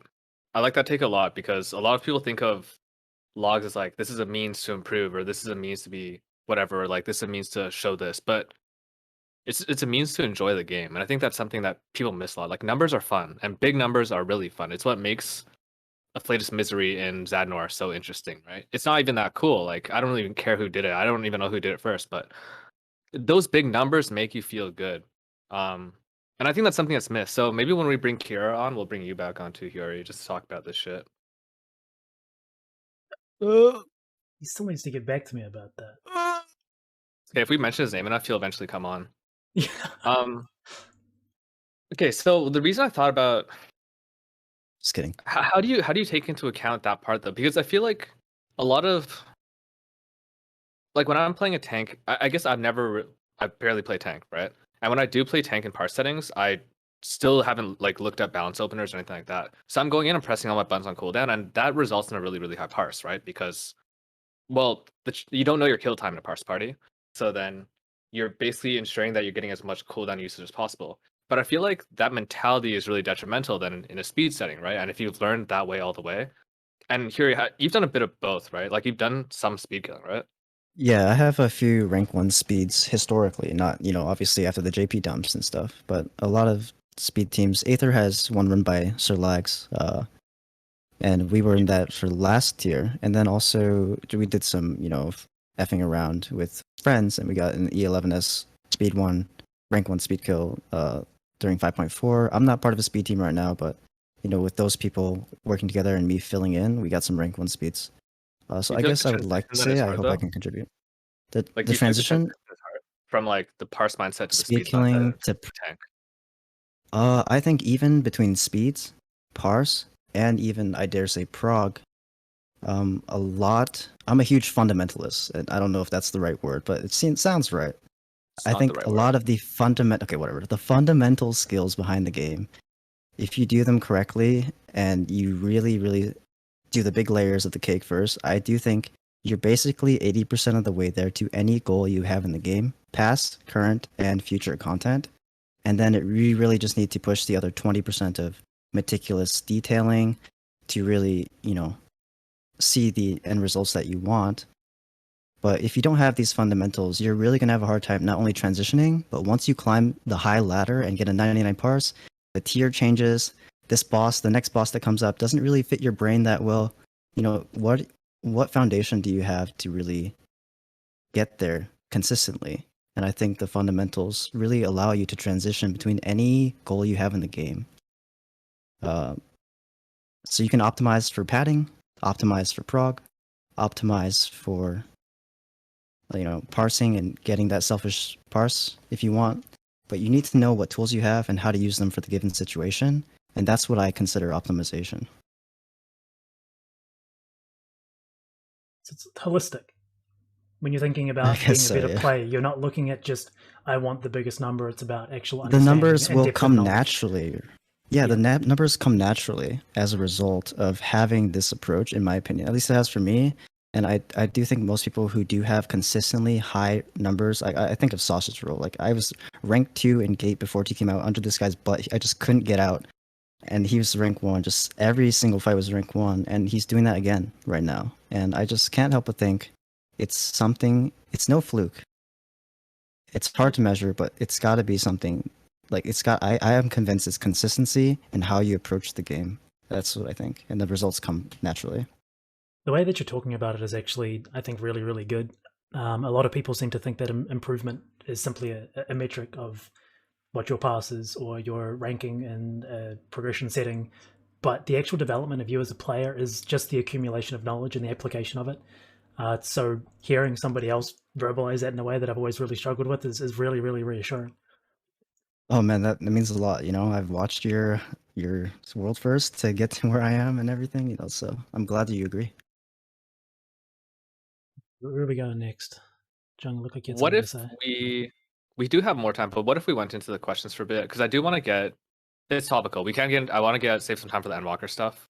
So what if we did it with the questions right now, and then we jump into the list? I guess it's not a list this week, and then we'll jump into the Endwalker stuff afterwards. Because I just spent an hour and 20 minutes thinking about it, and I have such a good answer now. Okay. Sure. Although, if possible, I'd like to give my quick thoughts on Yeah, ADPS absolutely. and RDPS. Absolutely. So, like, Did you just go Google what they meant? No, I didn't. So as Sfia has mentioned, I can never remember the difference between them, and I actually don't think it matters that much, because if you're trying to speedrun or play your class correctly, the first thing you're going to do is you're going to look up the rotation, and the important thing to do is to make sure you understand why you're pressing the buttons when you're pressing them. And if you're doing that, you should be able to say to yourself, okay, I know that I need to be putting these abilities under party synergy, and these abilities are like the priority for that, so to say. What I typically look for is for a given skill speed, because it's not really good to it's not always the best to compare between skill speeds. You can, but it's like it gets a little weird at that point. It's to like go back to the basics of look at how many usages you've had, and just then from there on out go to the party synergy sections, like usually trick attacks, the main one you look at, filter that out, and be like, what actually landed under trick? And these are very basic things people have been doing since like Stormblood and Heaven's Ward. But I've always thought of it as like, I'm not parsing for the DPS. I'm parsing potency. Hmm. How much can I get? What is the highest amount I can get? And how am I able to do this on the fly? Because I feel like DPS numbers, because of crit variance and everything else, they're kind of just inherently toxic, is the best way I want to put it. It feels inherently toxic. There's some RNG to it because one ability could crit do more than the other, and then your percentile is going to be low and you're going to feel bad about it. But you know, as a player, if you got as much potency as you felt you could, that is something that was in your control. You did the best you could. You've removed the RNG from the factor, and you're able to hopefully you're able to do that again when something like prog comes around, because that is going to be the transferable skill. I don't do much speedruns as much anymore as I did back in like Heaven's Ward, where I did them all the time, and I didn't find those as like helpful as people might think, because once you get into like this heavy muscle memory, I feel like it actually becomes detrimental, because you're pressing your buttons in a like such a muscle memory way that you're not actually thinking anymore. Like, I think for all players, a little bit of speed running is actually very good. So much so that it doesn't become super muscle memory, but so much so that you've learned the basic skills of it. You've learned how to like healthily process your results and then retransfer them elsewhere, so that you're constantly going to that like state later in prog where you're like, okay, I know how to turn on the damage now. Let's flip that defensive switch, get to more offensive, and make the boss die. Yeah, I agree with all of that. Okay, you got some questions for us. Yeah, I'm gonna reword some of these because of just where our discussion has been. I'm gonna save a couple. So the first one I want to do is, what was the hardest fight in terms of Eden? What was Eden 1 to 12 in terms of the hardest fight to prog, and then what was the hardest fight to optimize? Just if you had to pick one of each. As a tank. You mean the whole expansion? Uh, I mean, I don't know if I should answer first or Sindalf, because they, I'm go for. thinking. I'm Yeah. probably going to say something dumb for this one, to be quite I'll honest. I'll preface by saying I didn't go for. Okay, in gate I had a casual static. I didn't know what ACT was still, so I cleared Titan week 4, and then got dragged into hardcore rating by Fav, who was the rank 1 monk who liked my boss positioning. But I would tomahawk, onslaught, all those things. I didn't care. I thought it was like the best. Best casual tank. And then I'd rejoined week 15. So I don't want to say I'm really able to have a fair say on. I'm really just picking from the past tier then, if I were to answer. This is You just got a something, preface to Sindel? all you guys. This guy has like pinks or golds on every single fight, like on from 1 to 12. Just by the way. Hmm. Yes. But yeah, no. What is your answer? Like, what did you find? Let's like here. What about the optimization question? Like, what did you find to be the most interesting fight to optimize then, from like 4 to or from 5 to 12? Okay. I want to say Titan then. 5 to 12. Oh, damn. Oh, Can I say four? Titan? You can, If yeah. you've gone and optimized any of them, you can include that in Yeah. this answer. Yeah. Yeah, so I don't want to count the other ones because phase 1, phase 2 of Shiva and phase 1, phase 2 of Oracle.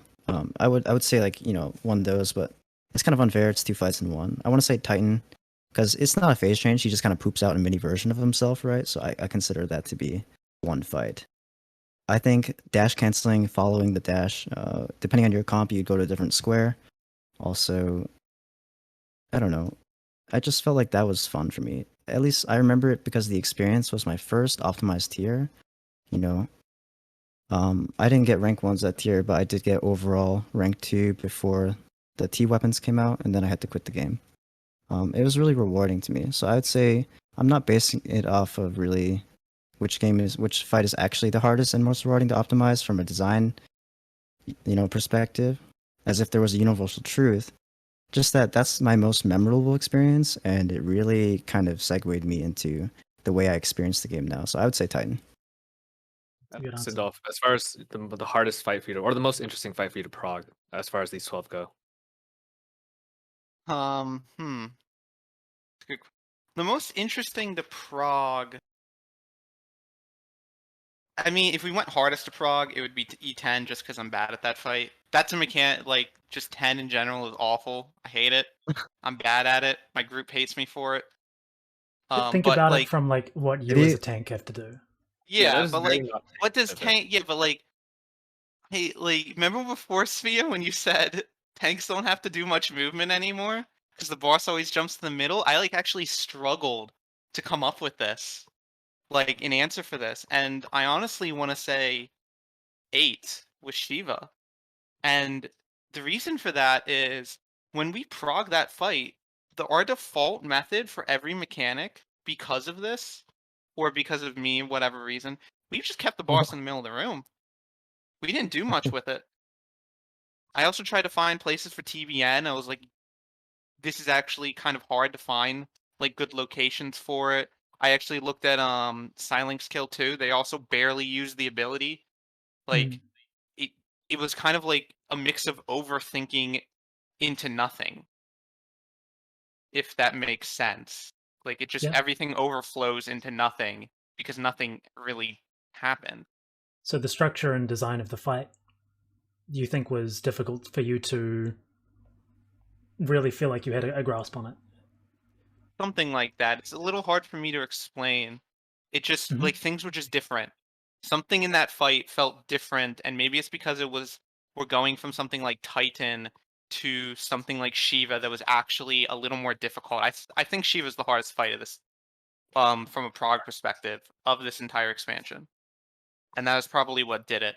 It was like there were solutions where we had to go outside of the norm.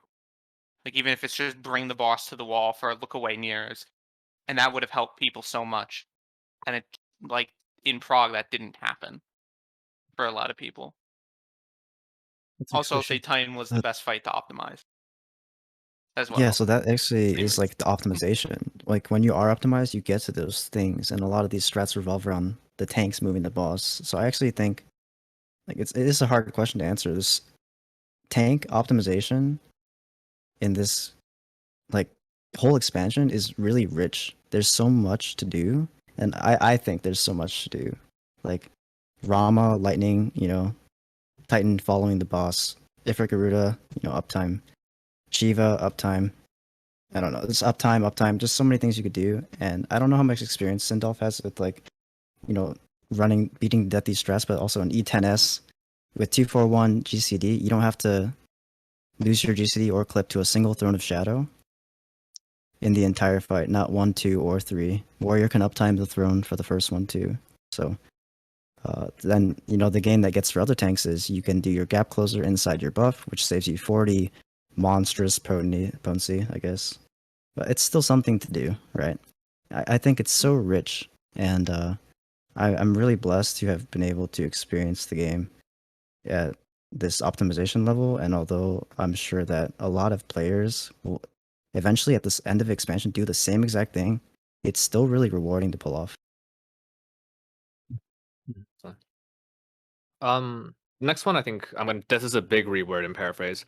What are the conditions that would have to be met within a fight for Dark Knight to not be brought into it? Like, so the guy basically said, if there's no magic damage, would you not bring Dark Knight? That was sort of the question. But I'm more broadly, like, what kind of fight design would basically say, like, we want something other than Dark Knight? Or is Dark Knight just always going to be there because of the aforementioned reasons? I think, and this is from a non-tank perspective, you're looking at a situation like Neo X Death, where the boss doesn't auto-attack at all. That's kind of it. Sindalf, do you think differently? Within the like I'm trying to think of a situation where I wouldn't take the class. I mean, there's a reason I play it. It's because it's so flexible. Like even if you don't have magic damage, TBN's still very good, and it's extremely free to press. And then you don't lose all the other things like your flexibility. I would probably say a situation where your mana just gets completely screwed. Like the boss goes away for a long time, and you're not recovering mana at the same speed other tanks are recovering their resources that they could do. Like back in the day with like a fight like UCOB, warriors gaining Infuriate back during that whole downtime during a trio. Other tanks aren't always gaining back their stuff. And that was a place where warrior back at least back in Stormblood could come in and just unload the moment the boss came back, then go back to regaining all their resources. Dark Knight's going to gain something, but not as much in this case. In your case, Sfia, where you mentioned Neo X death, do keep in mind that fight actually has a lot of tank damage at times, and TBN helps a lot in that place. Like, it does have that. It does have that, but the threat isn't the tank buster; it's the tank buster plus continual damage after that, which then doesn't exist, right? And it's about the smoothing of that damage. That is true until that is true, but there's enough. Okay, put it this way: that fight requires planning. If you're bad at planning, you take that Dark Knight because it will save you from the planning problem. Where you have to say, okay, is that why you play Dark Knight? Yeah, I suck at planning. I have a goldfish memory. I can only remember the last 2 seconds of anything I deal with. If I actually explain like my thought process for things, people would be like, "How does this guy even clear content?" But the reality is that if you follow certain fundamentals and you just stick to them, as well as take something that can act reactively at times without having to come up with like these big brain plans at any sort of point in time, you can still keep going and clear content. If one tank in Neo X Death messes up their cooldowns at some point, they're dead on the next mechanic. So, solution, bring the Dark Knight, save their life. And I mean, that's the truth for any fight too. Yeah. A lot of these questions are just... Yeah, sorry, no. I was going to say, so it really sounds like, Sindalf, the situation isn't in which situation shouldn't you bring a Dark Knight. It's, is there ever a situation in which it's so easy that I can get away with not bringing a Dark Knight? Yeah, I mean, maybe if there's a lot of AoE damage and you really need to take that Paladin. I'm starting to see what Sindalf's saying. Like, TBN, I think the reason... I disagree, by the way, that TBN is the most... It's overrated. I take Sfia's stance. It's overrated, but because we can think of exceptions where you can potentially use the other cooldowns in a way that gets more value. But if you're not using your brain, TBN on paper, 15-second cooldown, by the way, is the biggest shield that a tank has to offer. And you just squeeze this shit out like seven times in a minute and a half. It's just you pull that away, imagine what that fight feels like. So I can totally see now why Dark Knight, actually Sindalf use it in like this romantic special boy kind of way. I can totally see now. I also play Warrior Dark Knight. I play Warrior Dark Knight because I don't want to use my brain. Like I think tanks, we have this little big boy club where we like, you know, like we're the coolest and you guys suck because you guys rely on us. We can kill you at any time, that kind of thing. I think tanks really, really embody this kind of like, yo, we own the game, you know. And Warrior Dark Knight owns the game a little more than Paladin because, you know, they have a shield, but you breathe on them and they'll... I'm sorry, this is a tank podcast, so we love all tanks equally.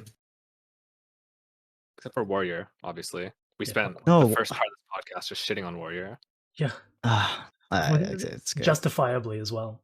Warrior Can you have really a Warrior sucks. podcast? Can you have a Warrior podcast, like, maybe sometime later down? Not with Sfia. Okay, so the rest of the questions, about half the answers are Dark Knight, and about half the questions are just making fun of Sindalf. There's one question I think that's like kind of wholesome. If you had to pick the best tank to learn the role on, first time tank player, what would you recommend? By the way, my suggestion here is definitely Warrior. I think. Because you can see tangibly when your shake doesn't get used. And it just feels really bad. And then rotationally, it's the easiest one, or the lowest APM. So I think that's another benefit of it. And it's also not Paladin. You don't need to spreadsheet like the whole fight to be optimized. And I don't like the idea of spreadsheeting anything to learn your first class. I would say Gunbreaker. Gunbreaker you said spreadsheeting? Paladin needs to spreadsheet all the time, right? Yeah. Yeah. I don't think Paladin's a good tank to learn first because of that. I think Gunbreaker feels the best. Like when you first pick it up, It feels really, really complete. Even the leveling process is super easy. Like by level 70, you have your full kit minus Bloodfest and Fated Circle, I think. And so like you're automatically like you know how to play this job. You're given the most time to learn how to play this job, and then just executing it comes really naturally. And it's got the most buttons early in terms of defensive ability. It just feels the most complete as soon as you get it, and then the way that you're pushing your buttons doesn't exactly take a rocket scientist to figure out, right? Like, oh, I'm doing single target. I do these 3 buttons, then these 3 buttons when I can. That's it. I'm AoEing. I press these 2 buttons, then this 1 button. So I'd also say Gunbreaker, partly because the class itself, it feels very old school tanky, in the sense like it doesn't have the smooth brain TBN ability. It doesn't have warriors quirks that they have now with trying to choose between mitigation and healing. Even though that alone is extremely important for people to learn. So everybody should know how to play warrior. It doesn't mean you should play warrior. But Gunbreaker itself, it just has a little bit of everything. So I feel like you'll get a taste of everything that you want. If you're looking to actually play tank at a high level, you shouldn't pick, like, even though I keep saying play Dark Knight, if you're looking to learn, you shouldn't play Dark Knight. Not first. Play something else, then switch to Dark Knight, and then Dark Knight will probably just feel easier at times. I feel like the class will feel easier because you've done it the hard way with other classes. Like Gunbreaker will just give you a bit of everything, Warrior will give you a little bit of the healing aspect, and Paladin, well, my Paladin's not 80, so I can't comment. World I progger. see. I'm working on it. Like, can I give a take on this question too? Because like, I think Ideally. that's that point that Sindalf is largely due to like the fact that I agree that Gunbreaker is kind of disgustingly just so good at everything right now. But if you're talking about learning tanks, for example, I'm probably the newest. Like I had a learning curve, pretty recently. So Warrior, I argue that Warrior, and a lot of the tanks I play with argue that Warrior is what you should start with.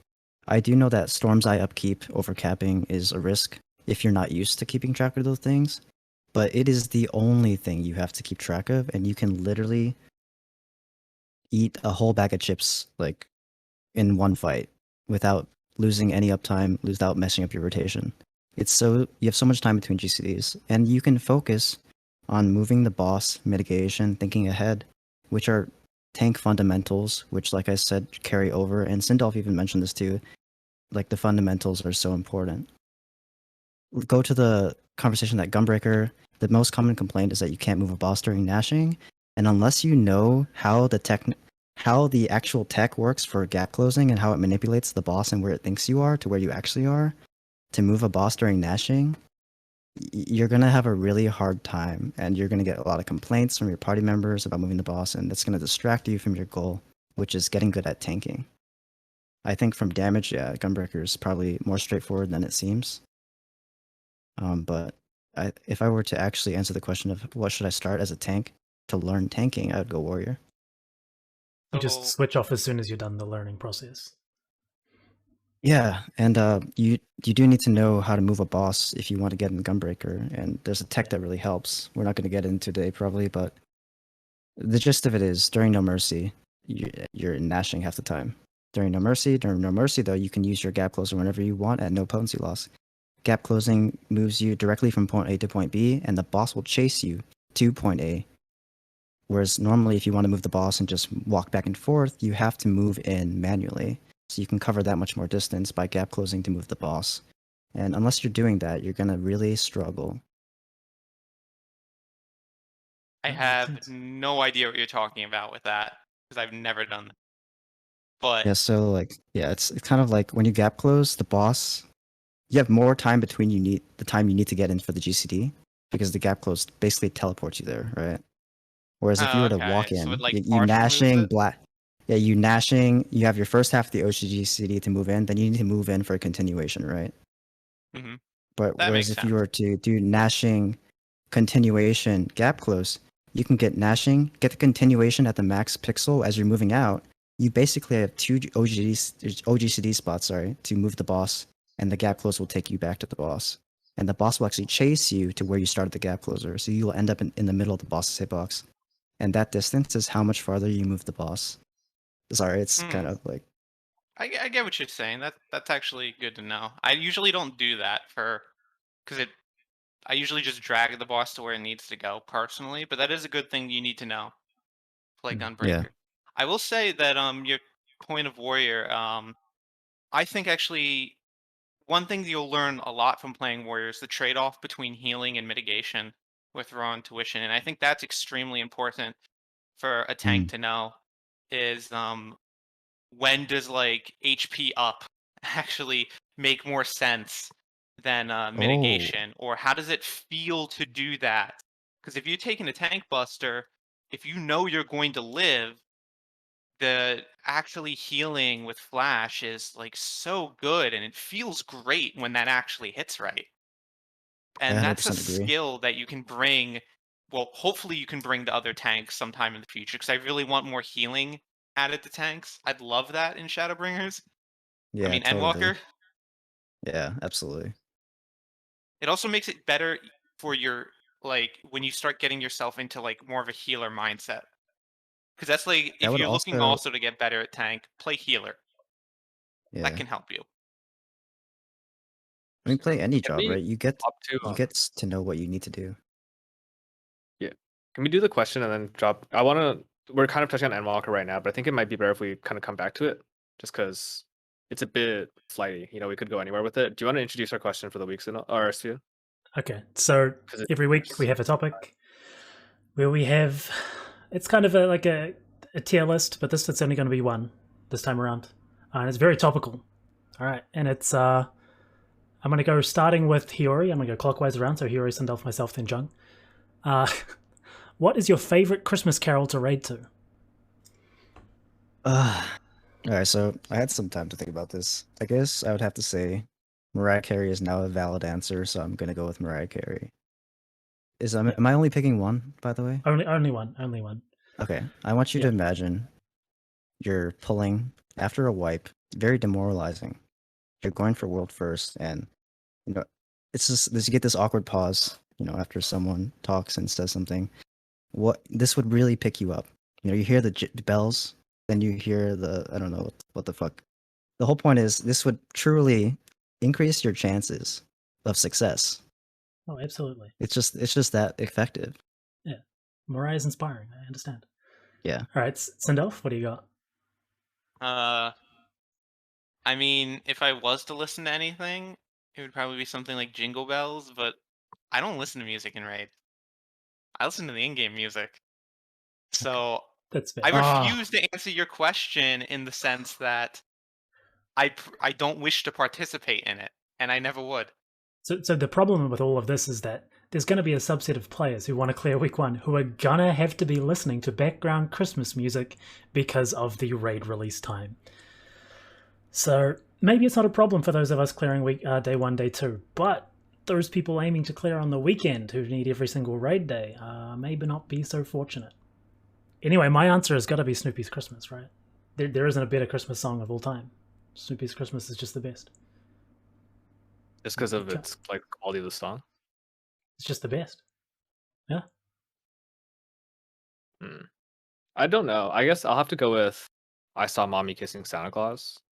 Because I guess the only question I have to ask is, well, who's your daddy? Oh, fucking hell. Yeah, we got to pull up now for 2 minutes to take your votes in. I need to wash my mouth after that. Here, guys. This is awful. Actually, and let's actually terrible. Oh my god! Come on, guys. So Endwalker. So we got a couple details out for Endwalker, but one of the things we got recently was the trailer, and Sfia released his ridiculous list of speculations about new abilities and stuff, which is basically saying that everything that's new is really just a reskin. And you guys can take this wherever you want, but I guess where I might want to start the discussion on Endwalker is, what do you guys want to see added to each tank job, or taken away, or modified as we actually drop into this new X pack? Hiyori first. Okay. Yeah, actually, I was just kind of waiting, but I would like to see less homogenization. I think they accomplished what they were going for by balancing the classes. I think it's time with their quote unquote last expansion to really give classes like a unique identity. Like you should feel it's good for branding, good for marketing, also good for player satisfaction in our current state. Like you have so many Final Fantasy players who have been playing the game for so long, and we've experienced the ups and downs, and I think it's time to really have some good identity because they really nailed balance this expansion. But now that it's balanced, hopefully they have a good foundation to give us some unique identity. Like, no, build up my gauge, dump it every 30 seconds, like, oh, another class. Oh, it's the same shit, I would like to see some more satisfaction pursued through unique class identity and how it's played. I don't think they're Gotcha. doing that right now, so yeah. How would you just spitball an idea that you think like would specifically. work? Yeah, anything. Yeah, so anything actually, I want to know what you yeah, think. like this goes into like the killer conversation, the tank conversation. Like, we're not taking any damage from autos. So, like Sindalf said, if we could heal more as tanks, if that was part of our identity, it gives us something to do, for the healers to do should we fail at it, right? So you increase the high ceiling and the low floor, which makes the game more enjoyable. I know that counterbalances the balancing of the game, but I'm sure they can find a way. Like, so yeah, basically make us take more damage and make us do more to stay alive as tanks. Like you have Warrior, Dark Knight, Gunbreaker, these offensive sounding names. Like let us like Bloodbath to like heal ourselves and stuff like that again. Rest in peace, Bloodbath. Yeah. Oh yeah.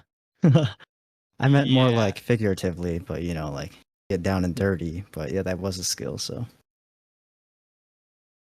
Sindalf? Right, so I completely agree with you in pretty much every aspect there. And your comment on Bloodbath goes into actually what I was going to say. I really want Yeah. to see, like, with classes getting more of their identity, I want to see them go hard in on Warrior and its healing aspect. I want to get a tank that really brings more healing, not just to itself, but to some degree to the whole group. I want to see something done with it, like maybe what if you overcap your HP at some point? Does it turn into a shield? Um, Bloodbath itself was an extremely fun ability that I loved using it, and I hated when it was gone. Just something that really just taps into that aspect of the class, so that it doesn't feel so incomplete. Because when you have more class identity and uniqueness, classes can be more fun. Unfortunately, this does bring imbalance to a game.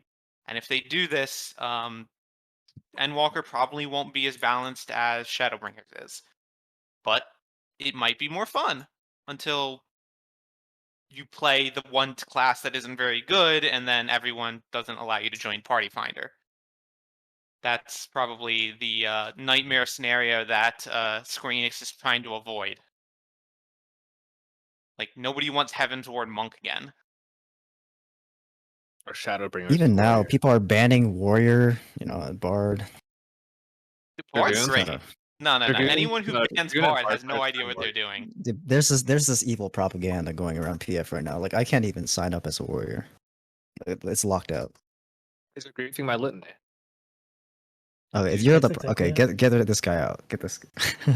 Between me and all the Bard players, and how many The scholars. That Yeah, actively Scholar. triggers me to hear that about Bard. Bard is so good. Yeah, No, it's it's that Bard fun. players are also locking out Warrior. That's Because what. yeah, their DV gets BV. Yeah, BV gets significantly less value Hated. because of that.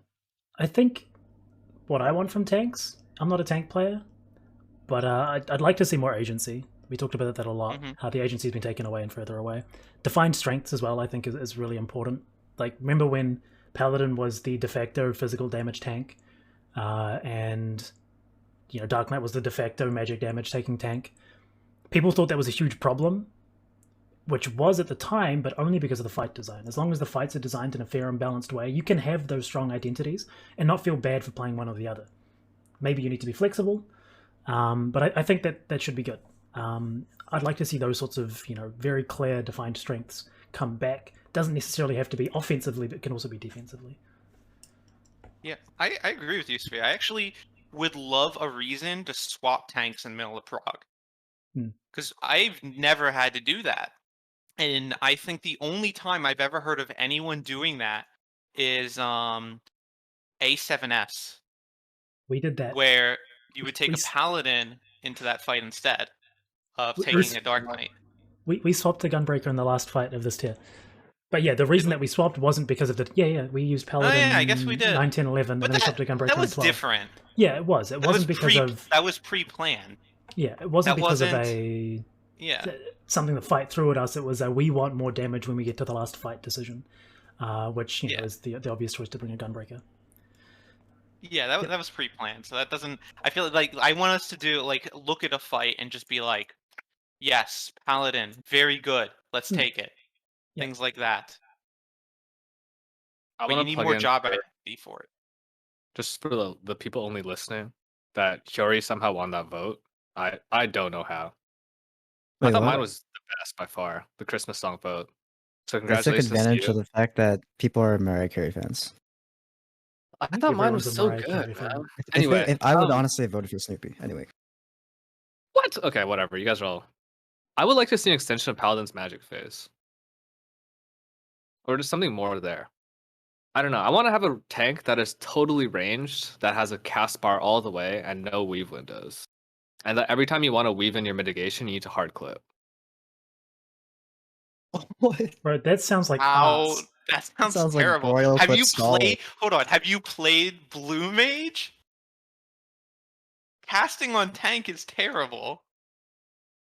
I No don't one want them to likes it. further. This I is don't why want I'm them not to allowed to further do the video. condition Paladin players to not hold the boss even further. I mean, yeah, that although I'll say from that, back in Heaven's Ward, a really fun synergy was give the boss to the Dark Knight. Yeah, it was pretty consistent, like people did it all the time, but having something that says, let's have this tank instead of the other one would be very nice to see them bring back.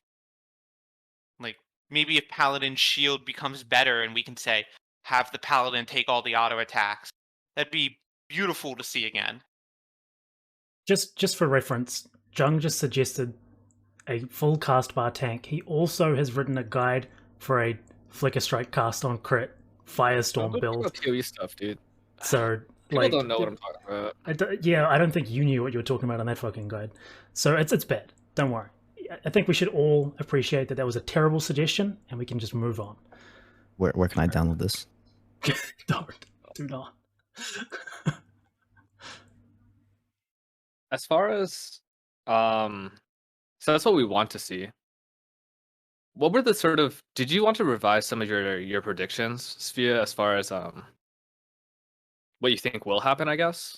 Because like I think we have ideas. I don't think... Basically what I think is like the diversification of classes and creating more specificity to find strengths and find weaknesses are all things that we want, but I think we all know deep down, or even very high up, that they will not happen. So what do we expect actually will happen then? Because I've heard people suggest like the peeling back of Gunbreaker buttons, even turning continuation into one button, things like that. So those sorts of things kind of at the end of the day don't matter. All the the one button combo thing has been like told that it's not happening, but the continuation combo being one button may happen or may not. We'll see. Yeah. But at the end of the day, that doesn't functionally change the way that it operates as a kit. All that really changes is the way that you can make mistakes and now like restart your combo and things like that, and the usability as opposed to the function and how it operates. When it comes to the way that jobs will change, I personally think that Gunbreaker is going to get a branching combo. I think that what it got in the trailer, what we saw was a combo finisher. I don't know what function it's going to serve, whether it's a additional part to its new to its job gauge, whether it's a dot. I doubt it, but I think Gunbreaker probably needs a second combo at this point, just because of the very binary nature of its rotation. You're either doing it right or wrong, and there's very little depth to it, like we talked about earlier. But other than that, the things that we saw in that trailer really just looked like reskins to me. The Paladin thing looked like a Sheltron, just better. The Dark Knight thing looked like a reskin TBN. What else did we even see? Gunbreaker thing was a GCD, and then the warrior thing looked like an upheaval change or an upheaval AoE version, or some type of spender, which is a punch. Right? It was just an offensive button. All we've seen right now are things that already exist in the game. We're not seeing any real new oomph into the kits, and that's concerning to me. Do you guys think that's where You we're know- going to be stuck? Square Enix has not been. I mean, for those who have been playing since 2.0, Square Enix is very predictable on how they do things, and players are also extremely bad at predicting what Square Enix is going to do for like new abilities. They come up with these crazy ideas, and it never really happens because they typically play it pretty safe, and it's unfortunate from a creative standpoint, but that is how it is. I think we're just going to see a couple of upgrades, a few buttons merged together, one ability removed, and I think every tank is going to get like 2 brand new buttons at best. Oh, And I think that's just how it's going to be. I think Dark Knight's going to get like their second combo or second like a branching ability. Salted Earth is going to be gone.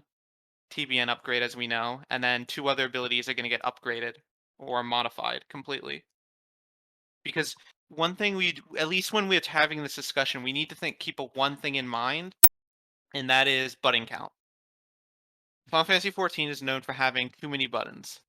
If you're a tank, you also typically have a couple macros sometimes. Depending on who you are, it's at least common to do common operations like give TBN to your off tank and shirk your off tank. Things like that are very common. If you play class like Paladin, you'll notice your hotbars are getting a little all over the place because of all of this. If they were to add 5 brand new abilities, you're kind of stuck. Yeah. Like, also no gotta one's keep in going to know mind where to that put their stuff. The kits and everything about them needs to be designed to fit within 36 buttons because that is the limit for a controller, I think. That too. Yeah. Yeah. wow. So Okay. we end up having this problem then where like I really think all we're going to get is like 2 new buttons at best.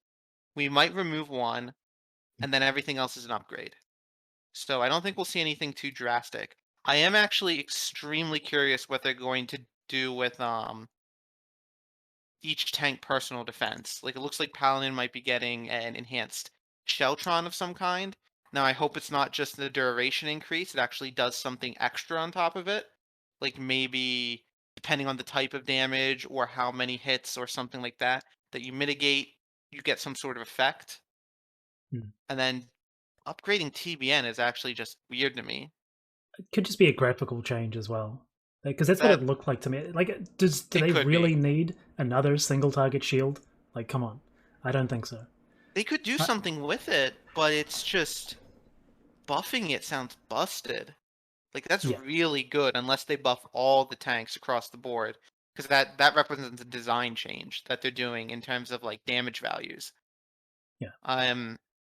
Like I try to wrap my head around what could they be doing with it, and my brain just goes to there has to be a secondary effect to some of these abilities, and that's the only like real solution if it's not actually a graphical update. But SC typically doesn't do that, so what could it be? I don't know. Yeah. Just a quick correction. Apparently, it's 48 buttons on controller now. So it's still limited, but not as limited as we thought. Just in terms of the reskins, which I think there are, things that it could be which aren't reskins, but it feels like just because of the way that the job kits are designed right now, they're kind of shoehorned into, specifically with the examples that we saw, anything that feels like this could be a new button would feel extra, like really redundant. For example, the White Mage shield, do they really need another water aspected OGCD shield on someone, which they already have in Benison? It could be an upgrade to Water Veil, maybe, but essentially it's exactly the same in function as Benison. They don't need 2 of those. Dark Knight does not need another TBN, so what is the purpose of this if it's not just a graphical update? Yeah. That's the really big problem that I see right now in the way that the kits are. They really need to take them in a new direction because it feels like everything is really complete as it is right now. Although, this actually gave me like an idea that I don't think we've actually said yet, which is what would happen to the game balance or design of it rather if they added another cooldown?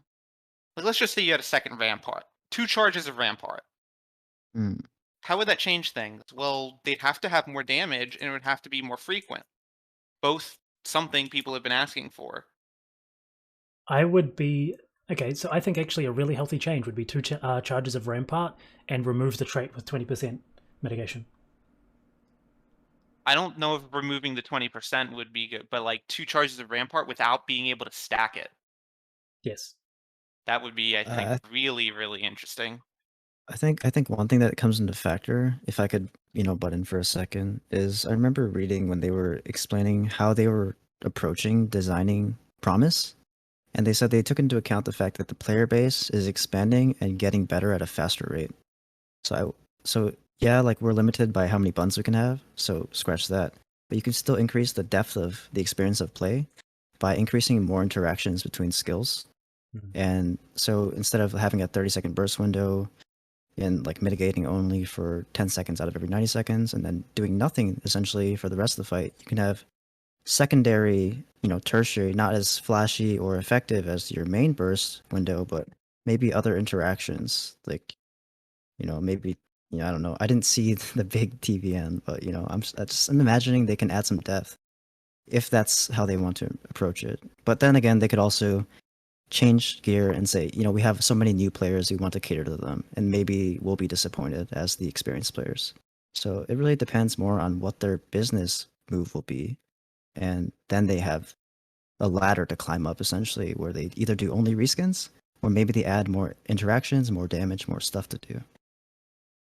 I think one thing that really is missing as far as interactions go in terms of offensive tank play is every tank. There's no tank with like proc based or random aspects to it, right?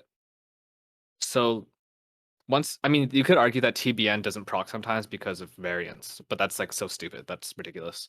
I think maybe adding in a proc element for a lot of these classes will make the offensive rotation a lot more interesting. It's one of the things that makes Black Mage actually like not just a spreadsheet all the way through the whole fight, right? Having those procs. And it's one of the things that makes I don't know. I think like procs are really healthy for the game because as someone who's playing the 2 really rigid classes right now, 3 in terms of how to do alties, Dragoon, Machinist, and Gunbreaker. I feel like by the 3rd or 4th pull, I'm spreadsheeted my offenses all the way through the fight already. And that kind of sucks. Like I would love to see, maybe it's just like, you talk about like little things that you could add outside of the burst window. What if like every time your dot was taking with your primary dot on a tank, there's a chance you get like what's that thing? What's that monk thing called? That would be cool, Chakra. honestly. Like, So Yeah. what you're talking about used to exist, and it was called shield swipe. And every time a paladin blocked, it could use an OGCD, which is like 120 potency or something. So this has That'd be existed in the game surprising. before. block jets. Yeah, Dark Reprisal Knight, from Dark Knight. every time it parried, it reduced the cooldown on Reprisal, which was, it functioned the same as it did now, where it put the 10% damage down on it, but it was also an OGCD damaging ability. So you'd get more usages of those by parrying more than it had a defensive ability which raised your parry rate. So these things have been in the game before. They're capable of doing these, but they've peeled them away historically. So I'd be very surprised to see them add them back in. Well, they could, based off of like, I like that you mentioned earlier, Hiyori, about the community just getting better at the game at a faster rate. Because I have noticed that myself. Like when I played it in Realm Reborn, everybody was bad. It actually sort of boggles my mind to an extent that it's like we used to do this content and struggle with it really hard that wouldn't even qualify as a primal nowadays. Like that stuff's not hard at all when you go back and do some of it. They're very simple. So, and like there's a lot of good players who are coming up who just recently started. So the player base does seem like it's getting better much faster. So they could make a return back to the more complicated aspects like we saw in Heaven's Ward with like reprisal and shield swipe. And I think that would Yeah. be very nice to see again. It would be healthy I- all around. Yeah, I think procs, like, I think backing off what Sindalf says, I'll pass it back to the host, but like, maybe I can kind of see the red flag, like, oh, this might affect optimization, like RNG, we're already dealing with that. Maybe for tanks specifically, because we're talking about tanks, it could be like mitigation procs. And then, yeah, you're not going to see it on damage, but your healers can appreciate it, you can appreciate it as a tank, and it's also something to do. And it's not really affecting the fancy glass window score of your damage, So it's not going to cause that many complaints like, oh, I can't place high because, the procs. But you can, mitigate and it like indirectly affects your damage as a raid by helping the healers, helping yourself. So maybe mitigation procs, that'd be cool. In the last 1.5 seconds, and if it procs successfully, you get it back on cooldown. Or like something that lasts I like don't know. 0.5 seconds. More So- interactions on the mitigation side would be just fantastic to see. I think well, that's probably the ran- least likely, though. Like Random mitigation is like, nah. Yeah, it That's should why be. people partly didn't take a Paladin. Because people like, oh, shields are random. I mean, there's an average for it. But you could never depend on it for a tank buster. Yeah, maybe You not have to RNG have then. your guaranteed stuff. Like, people really did not like random mitigation. And people also, whenever they talked about randomness in healers in the past, like, oh, what if we add something like that to them? Everyone's just like, anyone who works on the defensive side of things is just like, no, not a chance. Because you're risking the whole raid off of something random. And that's something Maybe. I think should not be acceptable. Yeah, maybe just more interactions then. Because let's be real, like you have a limited amount of buttons, but the game's not that hard mechanically. At the highest level, everyone's pressing the same buttons all the time. You have a 2.5 just in GCD and 2 GC slots. You're maintaining 100% uptime. So essentially you're on a timer. So you have time to snack in between GCDs. I've done it double weaving on Gunbreaker. It's if I can do that, then maybe they can increase the interactions. Speaking of being on a timer, unfortunately, we have run out of time today as I have to get out of here. Thank you for giving me that one. But I first of all want to say thank you to both you guys. It's been a really, really good show today. Hiyori and Sindalf, thank you very much, and hopefully we can get you back on at some point for more of whatever this was. If you have any shout outs or letting people know where they can, we'll go in clockwise order again from Hiyori. Wait, real quick. Wait, before we do this. Yeah, Sindalf, what did you buy last weekend? Can you post that on Twitter? Someone asked you to post the pics of your whatever you bought. I know who that was. I have if they're still watching, I have to open my suitcase still. Perfect. All right, so yeah, your shout outs. Like Hiyori, what do you want to say? Where can we find you on Twitter? What's your Discord? What are your DMs? How can we text you? What's your Snapchat? Oh, okay. Well, I actually don't have a stream that I stream on or Twitter, which are what FF people use. But I would like to shout out then like a lot of the tanks who have influenced me along the way. Could I do that? Yeah, absolutely. Yeah. So I want to shout out like people like Bryn Karagani, Sir BJ, and also he's not playing the game anymore, but Grandmaster. He was in Tank Cup. I feel like a lot of the things and the reason I'm able to contribute, I hope, to this conversation today is that I'm like a big collage of the tanks who have influenced me, and I try to keep an open mind. And while I don't have my own personal connections and Twitch and stuff, I hope you'll check out more tanks like them. Certainly you'll be able to learn a lot. So yeah, check out Ren and BJ. Big influences, and yeah, I mean, I'm just really grateful that I'm able to communicate with you guys on a similar level, and I hope that we can do this again sometime or keep in touch. Huge, For dude. sure. Thank you. Sindalf, say your bit. Well, I guess shout out to my team for the most part. Darts per second in Radiance. We haven't been playing much together recently because of the downtime, but things are starting back up again pretty soon, and I'm looking forward to playing again with them. Other than that, I guess you can follow me by the same name, Sindalf, on Twitter if you feel like it. Do not. It's not that bad. You've always seen worse elsewhere. These hosts are biased. Maybe. Yeah, so quickly again, thank you to both of our guests. You guys have been really, really good. You're obviously on my Twitch right now. My Twitter is at FFXIV. I have a YouTube that does stuff semi-frequently. And yeah, thank you. John? Thanks, guys. Oh, okay. Yeah. Well, that's it.